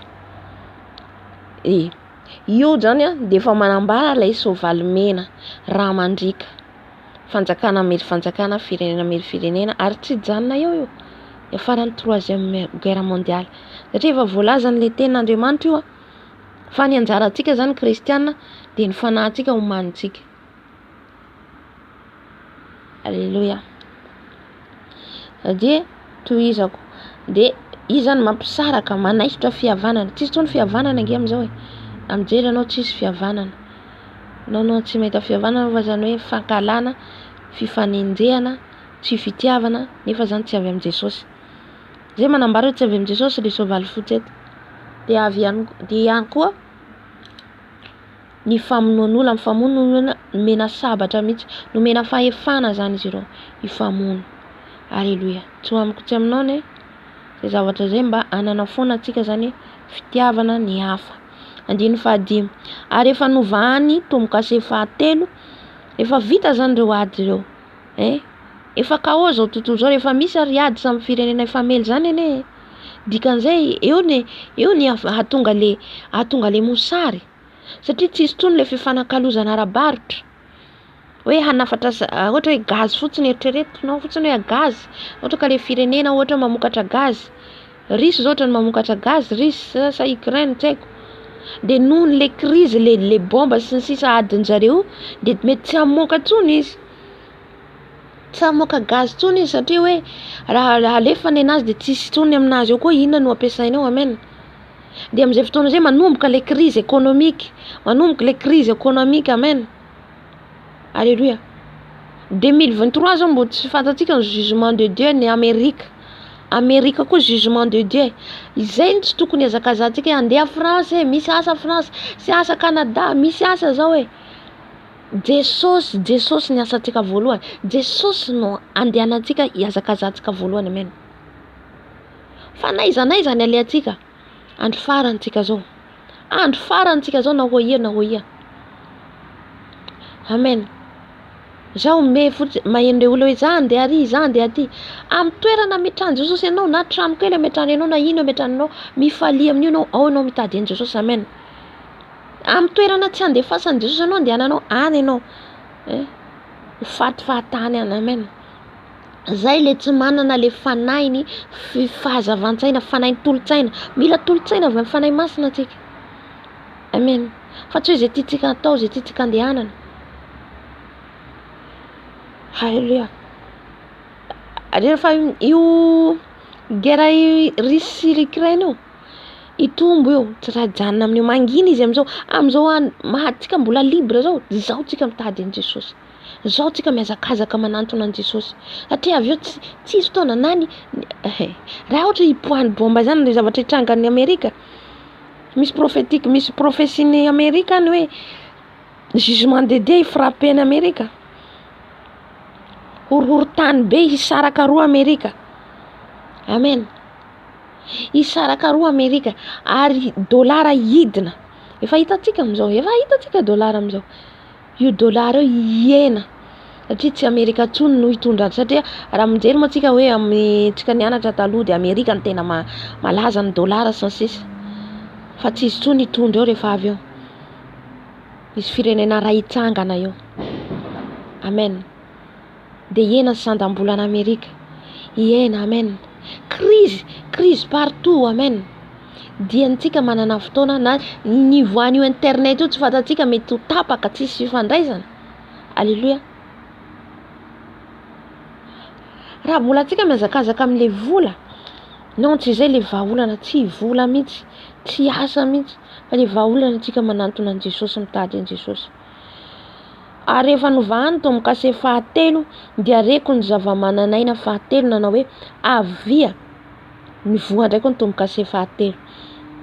Manasa atsika jery le filmany iza ty John le mpianatry ny tompo farany, izy ny farany zay volana ela velona tamin'ny mpianatry ny tompo, maty daholo ny mpianatra, izy rery ny sisa satria nahoana misy lalana itondrany tompo hanehoany le zavatra ho avy. Andriamanitra anie tsy manao zavatra raha zany fa milamina ny zavatra ao amin'ny tompo. I John ny gadra tany aiza ny anaran'le tany iny? Aiza Jesosy? Baltimore sa izy iny ray am'izay. Tany izy nosehoan'Andriamanitra, nosehoan'i Jesosy nanehoany ty apokalypsy ty, le zavatra hitranga am'izao vaninandrotsika zao. Eritrereto tany amin'ny 2000 ans passé any. Voasoratra amin'ny Jaona aseho ny zavatra hitranga am'izao. Amen. Voasoratra ny Jaona tao amin'ny prison nanoratra, zay fahitana hitany nanoratra. Izay mahatonga atsika Jesosy am'izao ihany koa manome atsika finovy, fahitana, mira sorata atsika. Amen. Satria reny hafatra, reny zavatra pitan'ny tompo. Alléluia. Amintsika na miankona atsika na amin'ny namatsika. Alléluia. De rehefa avy eo zany nivohana am'izay koa tomokase fahatelo, de reko izy ny zava-mananaina fahatelo nanao hoe avia. Ary izako fa indro nisy soavaly mainty azy nitainginazy nitondra mizana teny an-tanany. Ty zavatra ty manko hitako maly zany vavaka de le lanja. De zay nahatonga hoe hazavaiko koa zao hoe ty zavatra ty androany. Amen. Satria misy zanak'Andriamanitra mety tiany tompo apita. Atao ianao maheno am'izao tiany tompo andresy halala. Amen. Ty zao mivavaka omaly nahita zao balance anankiroa, ny ray mavesa, ray mambony, ohatrany mihetsiketsika zany le balance. De misy zavatra tiany Tompo ambara de nijery moa zany aho de amin'ny Apocalypse misy an'io, misy an'ity lanja ty de ato amin'ity Apocalypse toko fahenina. De eto de soavaly fahatelo de nitaingina de nisy soavaly mainty de manambara ihany koa fahafatesana. Tsisy afa-tsy fahafatesana ny anan'ny Satana satria izy ny fahafatesana ny tambony ota. Le zavatra ny fahafatesana zavatra maizimaizina foana ny an'ny Satana. De le antikristy rehefa hipetraka eo izy de mitondra fahamaizinana, fikorotanana, mitondra fahafatesana amen. Ady zany fikorotanana, ady zany mitondra fahafatesana, raha mandrika satria fatatsika fa mila raha reo misotro raha, sotro raha, amen. Alléluia. De ihany koa rehefa nivahany amizay koa tombo-kase fahatelo de mbola soavaly mainty koa de mbola fahafatesana ihany koa. Izany hoe tsisy tsony hatsarana rehefa hipetraka eo ny antikristy hoe hiatsara tsisy zay meritreritra mbola hoe hiatsara na hoaiza atsika tsisy afaka mandositra afa-tsy eo amin'ny Jesosy. Ny tokony andosirantsika de eo amin'ny Jesosy, tsisy afa-tsy zay. Hoe hiazakazaka andeha ody, hiazakazaka aho andeha ho any Amerika, hiazakazaka andeha Canada, ary misy asa tsara hoe ary olona miteny hoe de omezako fotsiny satria tsika mbola tsy miray amin'ny Jesosy mahatonga atsika manao an'ireny. Tsy ao le fanahy masina, mbola miazakazaka mankany amin'ny mitady vonjy any amin'ny hafa. Alléluia. Nefa ny tokony hitadiavantsika vonjy ao amin'ny Jesosy amin'izao vaninandro zao, amen. De le soavaly mainty antaingina azy izy nitondra mizana teny an-tanana. De rehefa nisokafan'ny Andriamanitra Jesosy koa zany le tombo-kase fahatelo de io soavaly mainty koa nipoitra. Soavaly mainty koa nipoitra. Nisy taona fa nanofisako an'io fa ela tsy tadidiko, taona sa 2 taona zay. Fa tena marina, tena le lehilahy nitaingina eny ambony soavaly fa ny fiakanjo tam'izay natorin'ny Tompo anahy, ny fiakanjo salan'ny musulman reny akanjo anaovany de misarona aloha izy. Fa hitanao izy de tena firé be, amen. Le antikristy ny tiako lazainao, zany hoe tareny tsy mitsitsy zany, fa jerenao. De jereko manodidina ohatran'ny kao ny olona malemilemy mosary tsisy hoanina. Tsika zao mbola manomboka mihinana ary mampiomana antsika koa Jesosy ianao réserve sakafo, amen. Efa ela zavatra zany mino fanahy masina anahy. Na za miteny zao zany de anisan'izay. Mila miomana atsika ny sakafo. Aza miankina am'le hoe miasa za de manambola. Tsy fantatsika ny tranga afaka 2 minitra. Na tampotampoka tsy fantatra, nisy loatra zany tampotampoka izy nanakarena be tonga de lasatra amin'ny zavatra ny orinasa sy ny sisa satria zay le zavatra hitranga am'izao. Tsy tokony hatehirantsika olona satria nampampiasa atsika tsy fantatsy hoe maniry an'izay zavatra zay fa mampahalala foana satria tsika nomena fahazavan-tsaina tsika kristiana, tsika zanak'Andriamanitra nomena intelligent. Mila intelligent tsika. Ny vitsika ho izy ao amin'ny Bible izy milaza an'izay, ny vitsika ho izy mahalala manangona ho izy alohan'ny fahavaratra. Tsika koa nomena fahalalana sy fahazavan-tsaina, nomena Andriamanitra an'izany tsika, amen. De tsika zany mila manangona. Alléluia. Mila manampirina ko rehetra tsy anangona moa zany zay farany herintsika, zay nanantsika, zay azontsika atao. Tsy fantatsika ny mosarina mandritra ny 4 taona. Tsy fantatsika ny mosarina mandritra ny 3 taona. Ny olona mihaino an'io de ataon'olona mibedibedy foana le olona. Ataon'olona miteniteny foana le mpanompon'Andriamanitra zay ampitondrain'olona le hafatra. Fa ho avy ny andro tonga io andro io tena hoe anekitra ny azafady ny fomba fitena. Nifitsika ngamba tena hoe anekitra, ifanekitra hoe ahoana ty zavatra zay tena ifitapim-bava. Amen. Ka dian'izao zany misy fotoana antsika manangona sakafo. Ny vola, anangona vola moa zany tsy haiko zay satria ny vola mety mbola hisy. Afaka hoe miasa ianao mety hisy ny vola, fa le sakafo mihitsy ny tsy hisy. Amen. De ary hitako izy nindry soavaly mainty de amin'io fotoana io maro ny fatin'ny mosary. Hitantsika ohatra ny any Androy any amin'ny faritra Madagasikara atsimo de maro ny maty mosary. satria ao ny matin'ny mosary, ao ny matin'ny ady, ao ny matin'ny tsifisina, ao matin'ny atsika. Satria tsy manana trano amin'izay fotoana izay mety hoe na hitantsika zao, hitantsika ny ofa-trano miakatra arakaraky ny karan'ny dolara miakatra ny ofa-trano. Io tsy hipetraka eo, miakatra foana. De na ny olona ny trano hiala amin'ny trano le olona tsy hoe aiza amena. Terrible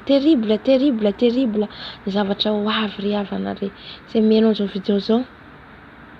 Ao atsika tena hiomana atsika,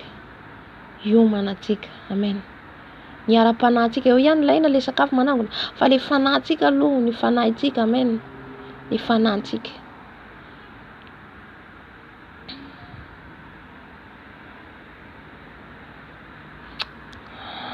De mendiny faina ary nareo ka toa nisy feo teo fovoan'ny zava-manan'aina efatra nanao hoe 20 ny vary tritoka eran'ny fatambary kely ary 20 koa ny vary ordia intelo ny fatambary. Resaka économique, resaka vary, resaka vary moa tena ambarana eto. Intelo izy, intelo ny fatambary. Zany hoe le resaka sakafo teneny eto, resaka le ara-barotra teneny eto. De le fanahy ratsy eto moa zany le fanahy ratsy avy any amin'ny enfer mihitsy no desenen'Andriamanitra zany, desenen'i Jesosy. Desene le devoly avy any de mitondra an'le fanahy mamono, fanahy fahafatesana, fanahy mitondra aretina rehetrarehetra reny, de mitondra mizana indray zany izy eto. Mizana zany resaka sakafo fandanjana, ara-barotra, resaka hoe voamaina, vary, ohatr'izay. Dia ary aza manimba hoy izy ny diluile na ny divay ianao. Aza manimba ny diluile na ny divay. Ny diluile dia ny olona manana ositra ny fanahy masina. Important. Iava malala tena zava-dehibe tsika manana intimité amin'ny fanahy masina, tsy matory andreo manala mitady amin'ny fanahy masina. Amen. Ny olona mpanompon'Andriamanitra tena mandeha ohatra ny fatahoran'Andriamanitra izy. Isan'andro mitady an'i Jesosy, isan'andro. Mitady moyen hoe ahoana koa ny ataoko, ahoana koa Jesosy ifandraisako anao, ahoana koa. Ka tsika ve atoritory fotsiny fa efa hiditra ny lanitra. Amen. Halleluja. Isy rahavavy zay zany tany anazy ao omaly anao androany miteny hoe ao izy fa mba tsy hoe manala-balaky zany fa hitondrako antsika hoe ahoana ny vitsika kristianina, ahoana ny fiainantsika maha-kristianina, ahoana le mpitarika antsika le mpanompon'Andriamanitra ve manambara antsika ny marina rehetra, manambara antsika ny marina rehetra. Tizy nanontany hoe ahoana zany izy iteny aho izy rahavaviko, satria rahavaviko izy salany hoe manao adalana zany ohatr'izay, de bevoka koa izy, de ahoana zany izy ho teneniko izy ampiasa fanabeazanay zany. Amen. Ianao ao le tory amin'ny rahavavinao, ianao aniraka ny rahavavinao anao fanabeazana azy, de dikan'izay maniraka anazy mbola hijangajanga. C'est le même chose mitovy. Eritrereto fotsiny. Raha ny ianao le vidéo le fanalanja azy antsika raha mieritrereto fotsiny hoe aminao hoe manao le antsika tsy nahalala, ok. Tamintsika tsy nahalala an Jesosy nampiasa an'izany. Le satana ny tokony izy ny fiainana maha-kristiana, raha kristiana anao, vita fanambadiana ara-dalàna ianao, vao misy ny firaisana ara-nofo. De ahoana ny mpanompon'Andriamanitra mitarika anao ve tsy hoe zao manaratsy an'le mpanompon'Andriamanitra, tsy izay tiako hatongavana, fa mila ampianarina ny mpanompon'Andriamanitra zany, mila ampianarina satria izy mitarika tanora ao, mila ampianarina le fidèle entiny ao, le ondry entiny ao, mila ampianarina an'izany. Lasa manao tao foana le ankizy. De ny rahan'ny olona iny zao makaiza, de le rahan'ny linda tsy ampahafantarina azy ny marina miatraika amiko. Amen. Aza ianao mitory ary zareo tsy ahoanao zany na mihaino na tsy mihaino, alefanao ny message, vita. Alefanao ny message anjaran'i Jesosy, tsy anjaranao mihitsy ny hanao forosehan'iny olona iny, fa anjarany fanahy masina mikasika azy. Amen. Fa ianao mampalala ny ankonanao, tsy azo atao ny ohatran'izao. Jesosy. Tsy azo atao, mbola andeha anao ka ny mampiasa fanafody anao izy fa tsy manao pikira. Pikira égale fanafody. Pikira tsy mampiteraka, fanafody tsy mampiteraka. Tsy mitovy ve? Mitovy, sois intelligent. Tsika zany hoe zay ny ataoko tiako tenena zany hoe atraiza ny ara-panahintsika, ahoana ny fifandraisantsika amin'ny Jesosy. Le fahamasinana be dia be, fahamasinana ene zany. Ohatra zao hoe hitantsika le plan satana zany, any amin'ny dokotera izy satria misy amin'izy ireo manao pacte amin'ny diavoly, misy amin'izy ireo miasa amin'ny satanika. De reto ny plan avoakantsika amin'izao. Manomboka an'izao, tsy haiko hoe tamin'ny taona firy nanomboka anisan'ireny plan le hoe tsy hiteraka le fanafody sy pikira reny. Reto no avoakantsika, azoantsika tanora maro hiditra amin'ny fijangajangana. Andraisako an'ilay exemple. Mila ampianarina mihitsy le izy, mila ampianarina, mila mianatra atsika. Ny satanika, ny sorcier mianatra izy zareo any Ambandramasina. Efa nisy fotoana tsoko nanazavaiko ny zavatra zay. Mianatra, misy tableau mihitsy anaran'jareo hoe ahoana ny atao ahazoana fanaina kristianina ray. Ahoana andavoana kristianina tena ho hita hoe mafana ara-panahy. De tsika zany manana Jesosy tsy mianatra. Fa satria fa Jesosy miaraka amiko, tsisy atahorako fa Jesosy. No, mila mianatra tsika, mila mihaino fampianarana, mila mianatra, amen. Reo any tsy matory mandeha misy école any mianatra, tsika koa mila mianatra koa tsika. Inona koa no tokony ataontsika hikontrevana an'izay zavatra zay. Hoe tsy ho lavo aho amin'ny fahotana alefan'ny flesy, alefan'ny satana. De exemple ray zavatra resako tsetseritsiaritra zay. De manaraka an'izay reo plan alefan'ny satana reo zany, tsy haiko na tonga anteny zany. Le plan ataon'ny satana reo zany ao izy fa zao ny ataontsika plan ataontsika andavoana tanora maro, azoantsika amin'ny fijangajangana. Alefaso reto fanafody reto any amin'ny dokotera. Plan mba hoe ty fanafody ty mba tsy hiterateraka. Nareo hoaninareo ty isaky ny ohatra hoe alohan'ny firaisana ataonareo. De misy ihany koa pikira mbola tsy mampiteraka ihany koa. Tsy mifanova eo na fanafody na pikira. 3 mandritra ny 3 ans na 5 ans, tsy haiko na firy taona izy fa tsy tadidiko tsony. De reo ataonareo publicité, azoana an'izy ireo, ahatonga an'izy ireo hijangajanga. Automatique le tanora mampiasa an'ireo, mividy an'ireo automatique. C'est normal. Tonga de mandeha mividy any amin'ny pharmacie sisa hoe ty zany ataoko de afaka manao zay tiako atao mihitsy. Nazavaiko an'le rahavavy, nazavaiko anazy. Automatique le tanora, le zaza, le tanora nde satria misy an'ity zao afaka manao ny vatako zay tiako atao, afaka manao firaisana amin'izay tiako atao. De ahoana za ve tempolin'ny fanahy masina amin'izay fotoana zay? Fandriky ny satana reny. Ny firaisana aranova nefa fantatsika fa ao anatin'ny fanambadiana vita ara-dalàna, vita vodiondry, vita soratra, vita mariage zay vao relation sexuelle. Amen.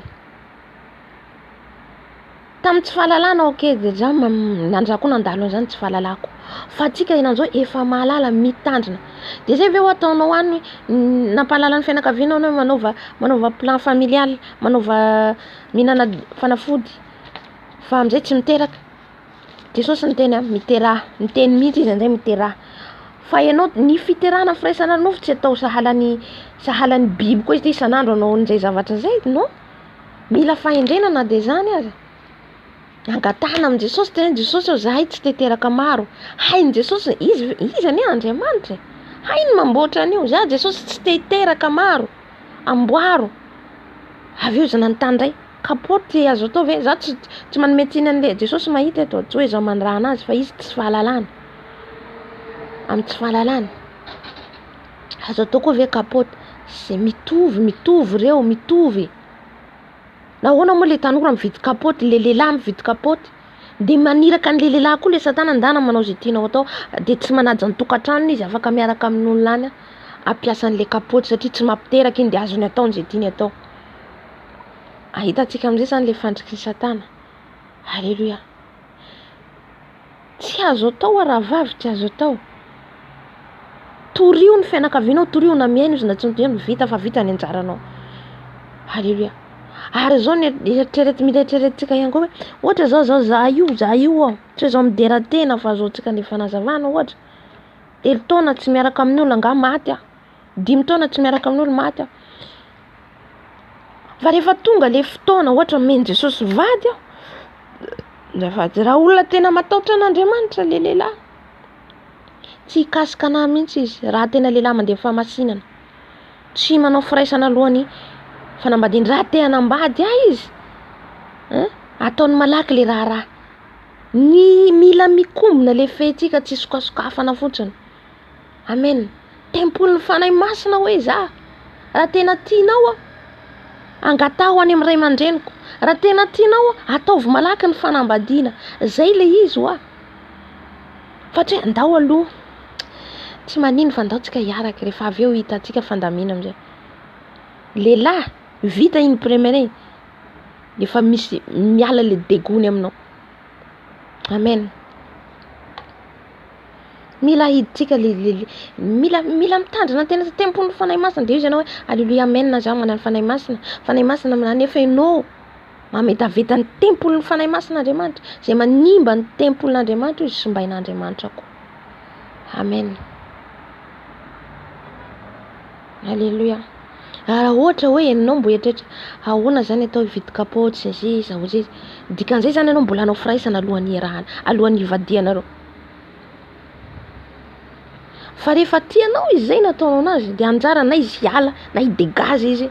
Amen. Na izy hanao ny fomba. Halleluja. Dikan'izay mbola misy fitsiritanao mila délivrance. De hiditra amin'le fanazavana zay hoe aza manimba ny diloilo na ny divay ianao. Jesosy mihitsy manavaka antsika raha tena zanantsika. Tsy tratran'ireo na de misy ireo. Zay mahatonga an Jesosy ny teny hoe teneno ampita amintsika zany hoe mila manangona antsika sakafo, antsika zanany zany. Ny olona zao tontolo zao tsy manana an'izay. Tsy manana an'izay fa tsika no mena fanahy masina afantatra, alala. Tsika no mena fanahy masina miavaka tsy tahaka ny fanomen'izao tontolo zao izy. Tsy tahaka ny fanomen'izao tontolo zao nomezan'ny Tompo an'io antsika. Io vola harena io mihoatra ny rehetrarehetra ny fanahy masina. Satria io mampalala ny zavatra tsy fantatsika. Amen. Mampiomana antsika izy anangona sakafo. Ny olona zao tontolo zany tsy mahalala an'izany. Fa raha olona satanika koa efa mahalala. Fa mahalala misy efa manangona. Amen. Misy efa manangona sakafo be dia be. Satria efa fantany zavatra ho avy. Satria izy manamaso telo. De tsika amin'izay koa zany le diluile tsy mora. Misy prix à payer le diluile. Le diluile de endriky ny fanahy masina. Tsy tenena fotsiny diluile, fanahy masina. Nefa tsika tsy mena amin'ny fanahy araka ny sitrapon'ny fanahy masina. Fa misy prix à payer. Hitantsika le tantaran'ny Virgine 10 andro sy 10 adiala. Tsy hoe rehefa za manaradian'i Jesosy na mandeha am-piangonana sy ny sisa na mivavaka be na mifadianina ohatr'izay, fa le fatahoran'Andriamanitra zany, le prix à payer, le fiarovanao ny tenanao amin'ny fahotana. Zay no mampipetraka ny fanahy masina ao anatintsika.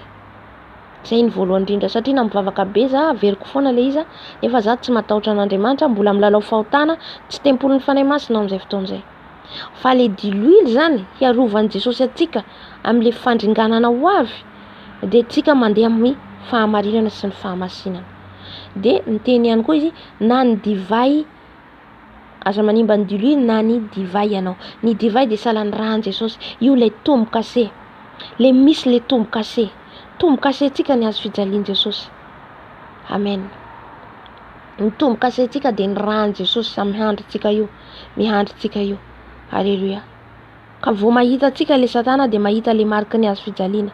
Io la ny olona manana le olona ampiasain-dreny ohatra mahita kristiana fantan'izy ireo ny kristiana matimaty, fantan'izy ireo ny kristiana mehezan'izy ireo fotsiny. Mila fantatsika le marika amintsika eny hoe tsika manana étoile mamiratra. Hitan'izy ireo io vao hitany mamiratra be nareo malemy vao manohana atsika. fa raha vao io hitan'zareo matimaty de mora aminy miataky atsika. Haleloia. Misy lehilahy zay de tarain'ny mpanompon'Andriamanitra, io mpanompon'Andriamanitra io izy no mbiasa be, izy no nampiasainy devoly tamin'ny nandritra ny androm-piainana de fa nanolo tena ao Jesosy de nijoro vavolombelona. De rehefa nijoro vavolombelona izy voninahitry an Jesosy de izy zany mampiasa fanafody ao an-tranony, manao incantation, miantso ny devoly sy ny sisa anaty tranony ao. De nisy kristiana anankiray, hitantsika io fialonana io fankahalana io, raha io tsy afaka anaty fotsika ao mahatonga antsika manao tao foana. Satria raha maha-kristiana tsy tokony hanana an'izany intsony. Lasa izy nandeha satria nisy olona halany fananinina amin'ny fianakaviany, tsy nihainy teniny, tsy de tadidiko fa ohatrohatr'izay izy de nandeha izy nentin'ny rahalahiny, nentin'ny namany hoe zao ento amin'ny olona manao fanafody ohatr'izay fa misy olona mandreraka anahy. Misy de izy anefa kristiana izy. De lasa izy reo de mandondoa amin'ny varavarana. De vao nandohandoha amin'ny varavarana izy hanokatra ny varavarana. Nokatra ny varavarana de tonga de le hazavana izy eo amin'ny tarehiny izy hitako de tonga de nalemy de izy andraso vetivety izy tonga de nakatony. Andraso vetivety izy fa avy eo mampiditra nakatony le varavarana de izy nalemy satria le heriny le lehilahy ma-kristiana azy le ositra eo amin'ny tsika tsy mahita. Tsika tsy mahita fa tokony fantatsika hoe misy hery amintsika, misy étoile mamiratra be, iny tsy zakan'izy ireo raha ohatra ka tenenao enao firy taona no nompo an'izao avy eo anao andeha hamonjy mbiasa. Miafaranao tsy mety. De iny étoile iny de tena hoe mamiratra zany hitanao amin'ny tarehiny izy misy étoile be. De nalema de eo tsy nahetsika le lehilahy de avy eo nomeny le satana hevitra zany hoe esory ny kapana ohatr'izay. De rehefa avy eo nisokafiny le vara de hoe esory izy ny kapanareo vao afaka miditra tato nareo. Amin'iny fotoana iny izy araka ny fahazavana satria fa ela nenoko an'le izy de efa manala ny iny tongotry iny izy vao miditra amin'ny tranoko ao izy de dikan'izay ananako fahefana amin'izay izy. Satria izy manao kiraro iny izy tsy azoko le tongotrany fa le dia tongotrany mihitsy izy miditra ao anatin'ny tranoko. Dikan'izay tonga de pouvoiran'ny satana ho izy atao anaty tranoko izy. Tonga de soumise, tonga de manaiky izy ataoko izy. Tonga de izy niditra nalan'le kiraro satria izy mana maso telo. Tonga de hitako izy niala le hazavana. Tsika ihany mamitaka ny tenantsika nohony hoe izy manarankiny amin'ny ankohonana. Le fiainana kristiana izy tsy vitany makany am-piangonana fa tena toetra fiainantsika mihitsy ny fiainana maha-kristiana. Fiainantsika isan'andro. Mitandrina amin'ny rehetra amin'ny lela, maso sy ny sisa. Zay le hoe diluile ny fanahy masina ianao. Zay le diluile mipetraka ao anatinao le solika.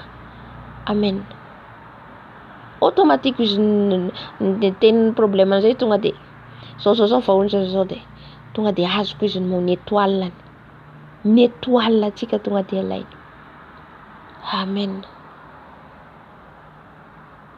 Ka zay hoe misy marika amin'ny hazo fijaliana, misy marika amin'ny handritsika amin'ny hazo fijaliana Jesosy itsika no diluine tempoly fanahy masina. De raha tena tsika tiatsika hitoeran'ny fanahy masina, prie à payer tompoko, tena prie à payer. Prie à payer. Amen. Tena sacrifice. Alléluia. Ary rehefa novahany tombokase faefatra dia reko ny feon'ny zava-mananaina faefatra na hoe avia.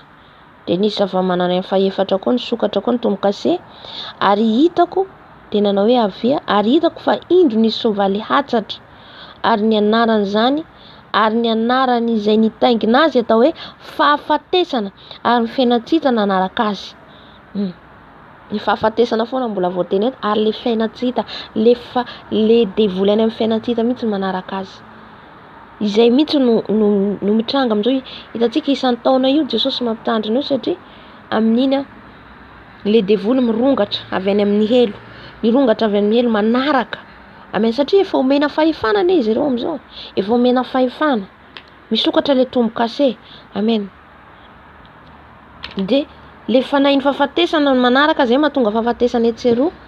Hitantsika le hoe marary ana zao koa fahafatesana ty fahafatesana ry tsy hoe maniry any zavatra efa zavatra voalazan'ny baiboly zany voalazan'ny baiboly raha kristiana tsy mamaky baiboly kristiana tsy mandinika baiboly tsy halala ny zava-misy mihitsy izy de mahatonga anao mangatsika rehefa anao tsy mamaky baiboly lasa mangatsika ianao mangatsika ny ara-pananao automatique. Halleluja, amen. Satria anatin'ny baiboly ao miteny amintsika ny fanahy masina mampalala antsika ny tokony ataontsika sy ny tsy tokony ataontsika de nanaraka azy ary nomena fahefana tamin'ny ampahefatra amin'ny tany ireo hamono amin'ny sabatra sy ny mosary sy ny fahafatesana sy ny bibidia ety an-tany hatramin'ny biby ho faty satria mosary ny biby tsisy ahitra ho an'ny maina ny tany mbo plisika an'izao ny zavatra ho avy terrible tena terrible zay taon'ny mpanompon'Andriamanitra zay hoe io izy fahafatesana io izy isy aretina mbola ho avy aretina mbola tsy hita amin'io izy isan-trano faty hiala Jesosy mana masina ny fiangonana Jesosy amin'izao vanandro faran'izao mana masina ny kristiana fotsiny mandeha tsika hoe zista hoe efa mivavaka de zao manara-dreny rano fotsiny mila ialatsika satria mana masina ny fiangonana Jesosy amin'izao vanandro mana masina zay efa tsy manana fotoana zany Jesosy tsy manana fotoana. Amen. Mitaonatsika izy hiditra ambala hitambala hiala amin'ny rehetrarehetra hiala hiambandona tsisy atsika tsony zao tontolo zao ty tsy atsika tsony. Amen, tsy atsika tsony. Halleluja. Malahelo mahita misy olona mbo fahafatesana mety tsy mahalala izy mifona Jesosy tsy mahafantatra misy vonomby mamono omby rehefa tonga fahafatesana nefa atsika amin'io tsy mihinan-kena amin'io hitantsika le veriveriny satana sady manao mamono fanompoan-tsampy. Amen. Fomban-drazana. Halleluja. Fa amin'io fotoana io satria Jesosy te hampiverina antsika aminy amin'ny fahamarinana mihitsy hiala le hoe fahafatesana mbola na amin'io izy le mpanompon'Andriamanitra tsisy tsony ny hoe hamangy aty hamangy ary satria miditra anao fahafatesana mandeha ary anao fahafatesana tsy hitanao aiza ny alehanao hatrany an-dalambe rofonao izy ny faty tamin'ny corona iny izy mbo tsisy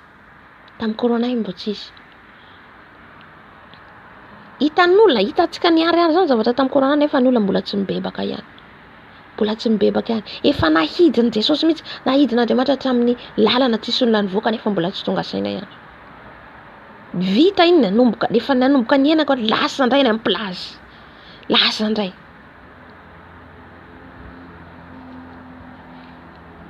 Fanahy masina miteny zao zay zany tsika amizay mizaka ny vokany amin'izao fotoana zao tsika amizay mizaka ny vokany. Amen. Ny olona zany mahita hoe amin'izao milamina sokatra ny fiangonana milamina fa tampoka tsy ampoizinao ny zavatra amin'ireo amizay koa rehefa avy eo. Amen. Aoka tsika nana relation fifandraisana amin'ny tompo mandrakariva zany ary rehefa novahany ny tombo-kase fahadimy dia hitako teo ambanin'ny alitara ny fanahin'izay voavony noho ny tenin'Andriamanitra sy ny filazana izay nohazoniny. De rehefa novahana amin'izay koa ny tombo-kase fahadimy de teo ambanin'ny alitara ny fanahin'izay voavony misy fanahy voavony teo ambanin'ny alitara le fanenjena ny kristianina io noho ny tenin'Andriamanitra. Hitantsika amin'izay noho ny tenin'Andriamanitra de le fanahy izay voavony izy sy ny filazana izay nohazoniny. Le kristiana tena nandeha amin'ny fahamarinana ny tenin'Andriamanitra io noho ny tenin'Andriamanitra namonoana azy eto fanenjena ny kristiana. Fa raha kristiana tsy mandeha araka ny tenin'Andriamanitra de mora hiverina satria tsy hazaka ny zavatra hapetraka eo ohatra izy lalàna eo matahotra izy de miverina amin'izay de Amizay satria amin'io fotoana io ohatra zay olona mitory voalazana matoto 720 ny sasany amin'ireo zay atao tranomaizina. Ho avy io natotsika natotitsika. Raha ohatra ka mbola tsy tonga ny fahafatesana dia mety handalo an'izany. Ka ho an'izay mihazona ny tenin'Andriamanitra hatramin'ny farany dia hoazana ny tenin'Andriamanitra ho tratra an'izay. Satria ohatra misy eo tsy maintsy ahoana ma zany ohatra raisiko ohatra hoe zay toerana andehananao zany tsy maintsy hoe mandohalika ohatra nahazo any Mordekay amin'ny tantaran'i Estera. Nandohalika tamin'ny iza ty Hamana fa tsy nanaiky Mordekay satria ndohaliko izy tsy mandohalika amin'olona. Amin'ny fotoana io hidy ohatra ny hidy ny fiangonana tsy azo atao intsony mitory ny anaran'i Jesosy. Dia amin'izay fotoana izay ianao tsy hitory an'i Jesosy sasy ianao satria matahotra. Ny mpianatra ny rarana fa nitory an'i Jesosy izy, nitory foana. Dia tahaka an'izay koa tsika. Ho rarana tsy azo tenenina intsony ny anaran'i Jesosy. Fa vao maika izay no hitory antsika an'i Jesosy hanambarantsika hoe ny bebahy ianareo fa akaiky ny fanjakan'ny lanitra. Ialao ny ratsy. Iny manko tsy zakan'olo. Iny tsy zakan'olo. Nefa tsy maintsy ambara. Dia iny namatorana anao an-tranomaizina. Mety hiteny ianao olona anankiray hoe tsy mety ataonao ianao mangalatra io, na tsy mety ataonao io fa anao manambady vehivavy, tsy mety ataonao mijangajanga io. Iny ohatra dia efa hitoriana anao dia atonga anao any amin'ny prison. Aleluia. Karaha kristiana fotsiny no averiko foana. Manara-dreny rano. Tsy saizina hiteny an'izany. Tsy saizina hitody automatique ianao malemy ny ara-panao satria zatra foana le fiangonana. Zatra foana miankina amin'ny mpanompon'Andriamanitra. Tsy ratsy fa afaka antsika mihaino fampianarana, afaka antsika mihaino mpanompon'Andriamanitra. Fa mila zany fantarintsika hoe ahoana ny fanahinao, ny ara-panahinao. Matanjaka marina, matanjaka ve ny fanahinao? Raha ny andro tsisy fiarahana mivavaka intsony, maharitra ve ianao? Mety hisy ny fanenjehana. Tsy mety fa hisy ny fanenjehana. Ahoana ny positionao amin'izay fotoana izay? Amen. Mila ialantsika ihany koa ny tahotra. Mila tsy matahotra ny ho faty. Ary niantso tamin'ny feo mahery izy nanao hoe Tompo masina sy marina, mandra-paoviana no tsitsaranao sy amalianao ny ranay amin'izay monina eny ambonin'ny tany. Amen. Nitaraina satria fantatsika ny ra mitaraina. Hitantsika ny rany Abela nitaraina tamin'Andriamanitra. Dia tahaka an'izay koa le ran'olona marina eto nitaraina tamin'Andriamanitra. Dia no teny hoe mandra-paoviana izy namalianao. Tsitsaranao ireo olona namono anay sy ny sisa tamin'ny tany teny ambony tany, amin'izay monina eny ambony tany, olona eny ambony tany. Amen. Dia le rano kristiana io mitaraina. Ny raha marina kristiana izay nandeha amin'ny fataon'Andriamanitra. Ary monina eny. Ary samy nomena akanjo fotsy lava izy rehetra ary nasaina ny ala sasatra kely. Aloha izy mandra-pahatapitry ny mpanompo namana sy ny rahalany izay efa ho vonoina tahaka azy koa. Amen. Dia eto amin'ny 1:10 eto ihany koa dia izay olona maty martiora no mahazo ilay akanjo fotsy eto. Izay naharitra hatramin'ny farany. Mifaneno amin'ilay Apokalipsy amin'ny Matteo 7:20 ihany eto. Ka ianao maharitra hatramin'ny farany, ninona ny zavatra ho avy eo, ny lalàna apetraka eo. Ka manaiky ianao na hiditra prison, manaiky ianao na ho tapahan-doha, manaiky ianao na inona ny hitranga eo, dia azo ilay akanjo fotsy lava ianao amin'izay fotoana izay. Dia avy eo mena fiala sasatra. Ny ala sasatra izay io any an-danitra. Amen. Misy manko miteny hoe tsy handalo an'izany ny kristiana, tsy handalo an'io. Amen. Tsika tsy malala fa nahoana Jesosy miteny eto? Nahoana izy miteny eto?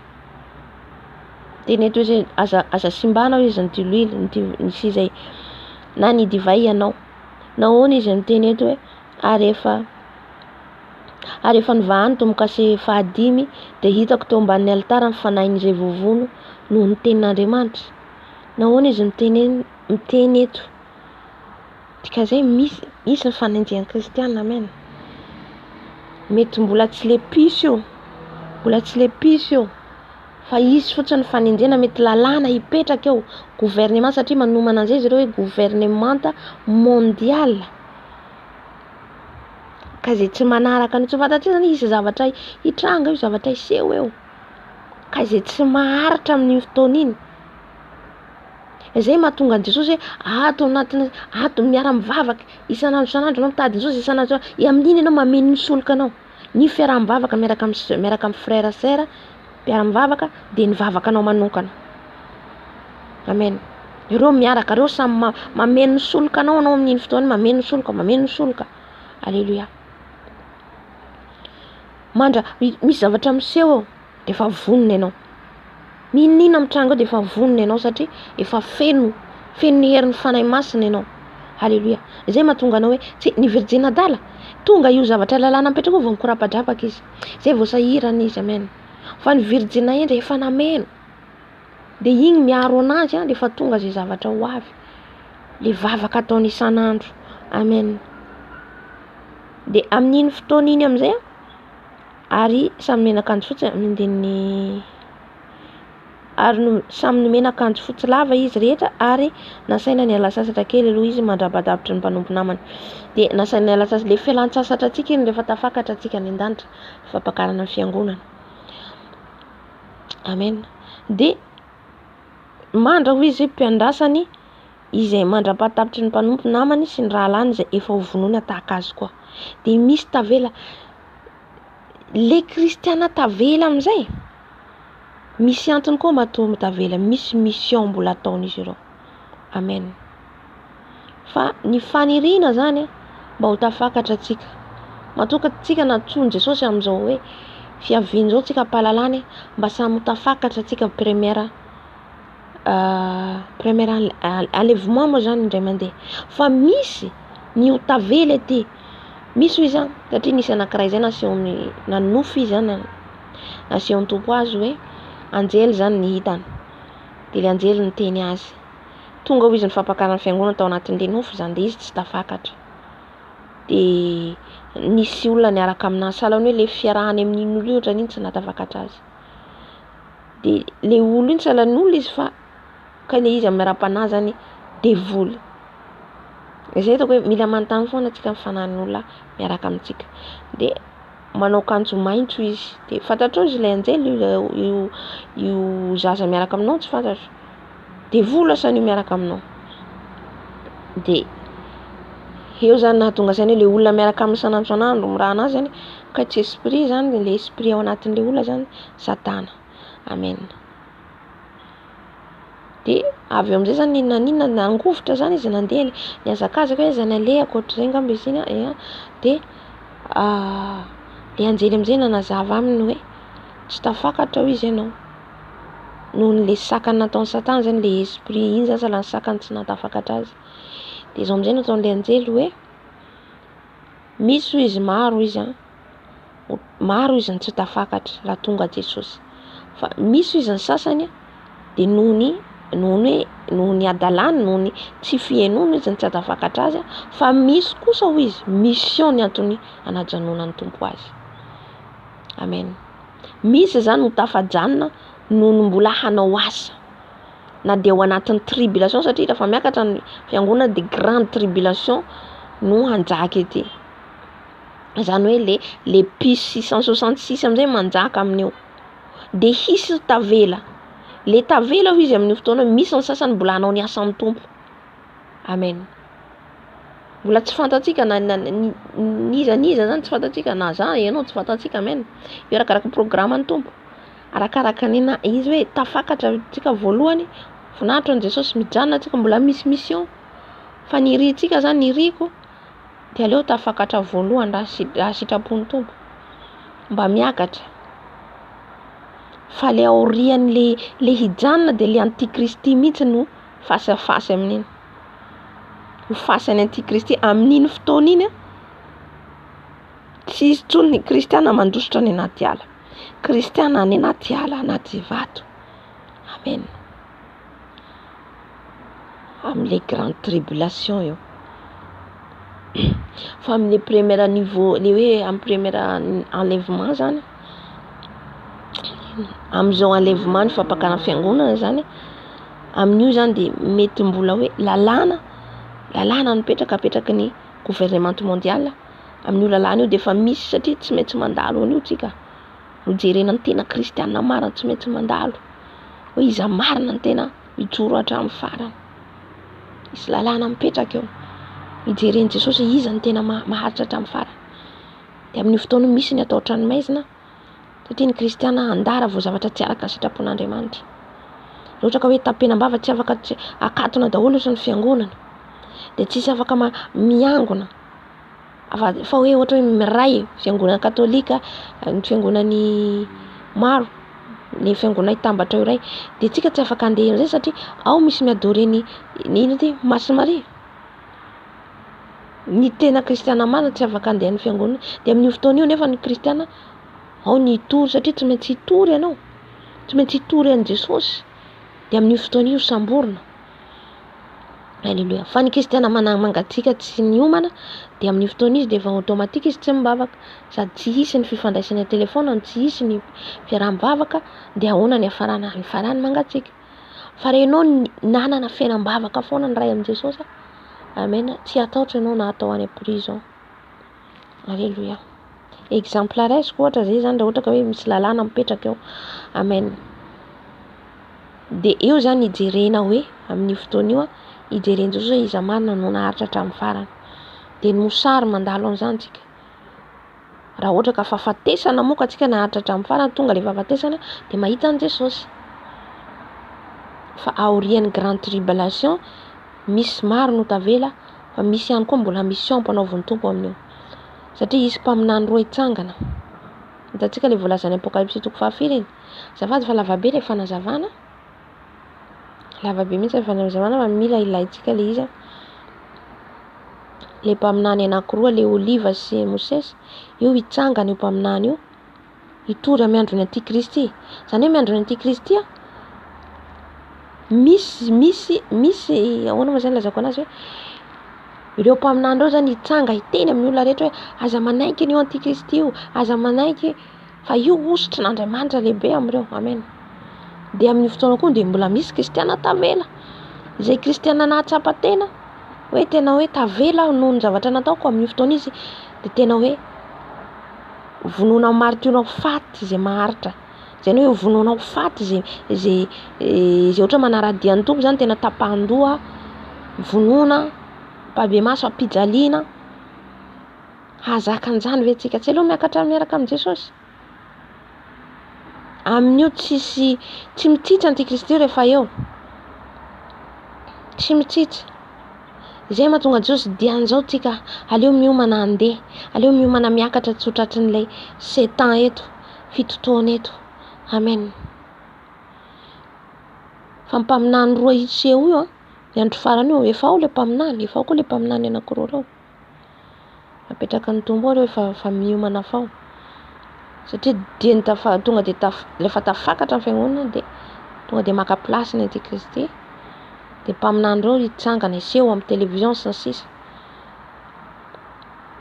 amen fa ny kristiana ihany koa amin'io zay tena mahatra zay tena hoe hovonao martiora manahaka tantarany le baiboly nidorana nefa tsy levina eo martiora ny vonoana reo manahaka ny mpianatra ny vonoana reo zany no ho tratran'ilay zay tafajanona eto zay hiorina koa fa raha ohatra ka izy tsy hiorina amin' Jesosy de manaiky an'ilay spisy de vita ny aminy raha vao manaiky an'iny pisy iny de vita tsisy famindrapo-tsony satria tsy azako hoe tapahandoha mety atahotra tsika raha ohatra hoe tenena fotsiny hoe tsy maintsy mandohalika amin'ity fa matahotra mandohalika fa ho gadrana zay mitory an' Jesosy ohatra de efa tsy samy to tsika nefa ho higadra fotsiny ohatra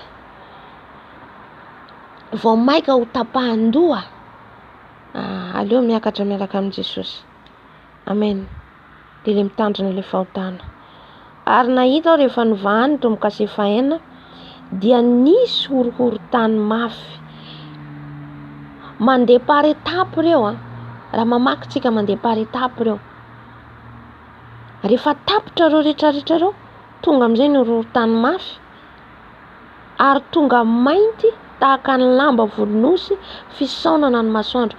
Tsisy masoandro hiposaka tsony alohan'ny evian'i Jesosy io. Ny fiavian'i Jesosy tena terrible zavatra hitranga, tena terrible. Amen. Amin'io fotoana io amizay ny tôbily accident sy ny sisa, ny pont ho tapaka. Na za miteny zao mangoritra na ny tenako, ny avion accident mbola tsisy hatramin'izany. Amen. Satria maizina tampoka ny masoandro ary tonga tahaka ny rà avokoa ny volana. Halleluja. Voalazany amin'ny Joela ty, amin'ny Joela manambara an'io. Ary ny kintana tamin'ny lanitra dia niraraka tamin'ny tany. Mba eritrereto fotsiny ilay kintana io. Ngezana io fa jerentsika ty ambony aty kelikely. Iraraka amin'ny tany alohan'ny hiavian'i Jesosy io. Amin'ny andro hiavian'i Jesosy. Amen. Mino fa amin'ny andro farany ty.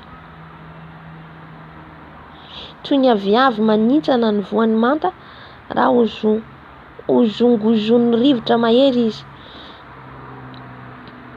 Dia lasa tahaka ny taratasy voaorina ny lanitra. Amin'ny andro farany ty. Satria izy manko miteny izy hoe mandeha mifaraka amin'ny folo hoe ary nasaina ny ala sasatra. Le fiala sasatra eto le fampakarana ny fiangonana. Le voalohany nampijaliana, le kristiana nampijaliana voalohany teo niakatra ny ala sasatra ny an-danitra. De le faharoa eto de le zay tavela araka ny teny eto hoe izay efa hovonoina tahaka azy koa. Izy hoe ny mpanompo namany sy ny rahalany. Azafady averiko. Ary nasaina ny ala sasatra kely aloha izy mandra-pahatapitry ny mpanompo namany. De ireo le tafakatra ny ala sasatra, de le mpanompo namany tavela ireo le maty martiora. Le maty martiora namany sy ny rahalany izay efa hovonoina tahaka azy koa. Ya, samy maty martiora daholo zany izy eto. Amen. Tsaka mazava araka izay tarihan'ny fanahy masina atsika eo. Amen. De rehefa tapitra zay zavatra zay, tonga amin'izay norohoro-tany mafy, masoandro maizina, izy fahamazinana. Alleluia. Ny rà amin'ny masoandro io zany le volana voaka rà, ny masoandro tsy voaka tsony, de isy rivotra mahery dia lasa tahaka ny taratasy voaorina ny lanitra. Ary ny tendrombohitra sy ny nosy rehetra dia nafindra ny ala tamin'ny fitoerany. Zavatra hitranga daholo io. Ny tendrombohitra, ny nosy afindra hiala amin'ny toerana. Mba eritrereto fotsiny afezany hoe potika zany, ho potika. Ary ny mpanjakan'ny tany sy ny lehibe sy ny mpifehy arivo sy ny mpanan-karena sy ny lehilahy mahery mba amin'ny andevo rehetra sy ny tsy andevo rehetra dia nihery tao amin'ny lavaka sy tao amin'ny vatolampy eny an-tendrombohitra. Nandositra amin'izay ireo mpanjakan'ny tany, ny mpitondra firenena, ireo mpanao fanafody izay nanompo an'i Losifera, ny mpanan-karena, ny rehareha amin'ny harenany, ny andevo ny tsy andevo, maro nandositra. Ary hoy izy tamin'ny mianjera aminay ka afeno izahay amin'ny tavan'ilay mipetraka eo ambonin'ny seza fiandrianana sy amin'ny fahatezerany zanak'ondry. Halleluja. Tezitr'Andriamanitra tonga le fahatezerany anapotika an'izao tontolo izao. De inona nataondreo olona ireo? Afenondreo izy ao ambanin'ny ato anatin'ny amin'ny tavan'ilay mipetraka eo ambony seza fiandrianana. Hatria mazava be amin'io, tsisy afaka handositra. Fa hitan'Andriamanitra na iza na aiza misy atsika hitany. Tsisy afaka handosirany. Alleluja. Fa tonga ny andro lehiben'ny fahatezerandreo ka iza no mahajanona. Amen. Zay zany le izy, tsisy mahajanona eo anatrehan'Andriamanitra, tsisy mahajanona. Fa na iza na iza misy atsika, halleluja, de hita miharihary eo anatrehany. Ny fahotana ataontsika miafina hitan'i Jesosy, ny fotsika hitany. Vao maika moa hoe andeha handositra, tsisy afaka mandositra amin'io. Amen. Tsisy afaka mandositra. Efa tonga ny fahatezeran'i Jesosy. Jesosy mampamindra fo azy anie mandefitra foana. Mandefitra. Fa rehefa tapitra ny fotoana, satria izy arivo taona amintsika indray andro aminy. Eritrereto fotsiny arivo taona amintsika ray andro anatrehan'Andriamanitra. Izay hafa ny kalandrian'Andriamanitra, hafa ny atsika. Ny ray taona, ny ray andro amintsika dia ray andro, hoe arivo taona amintsika indray andro amin'Andriamanitra. Arivo taona amintsika indray andro dia indray andro amintsika arivo. Ino ma ilay tenenin'ny Petera sa Jaona i Paoly ny teny azy iny? Arivo taona amin'Andriamanitra indray andro dia indray andro amin'Andriamanitra arivo taona zay ilay izy. Amen.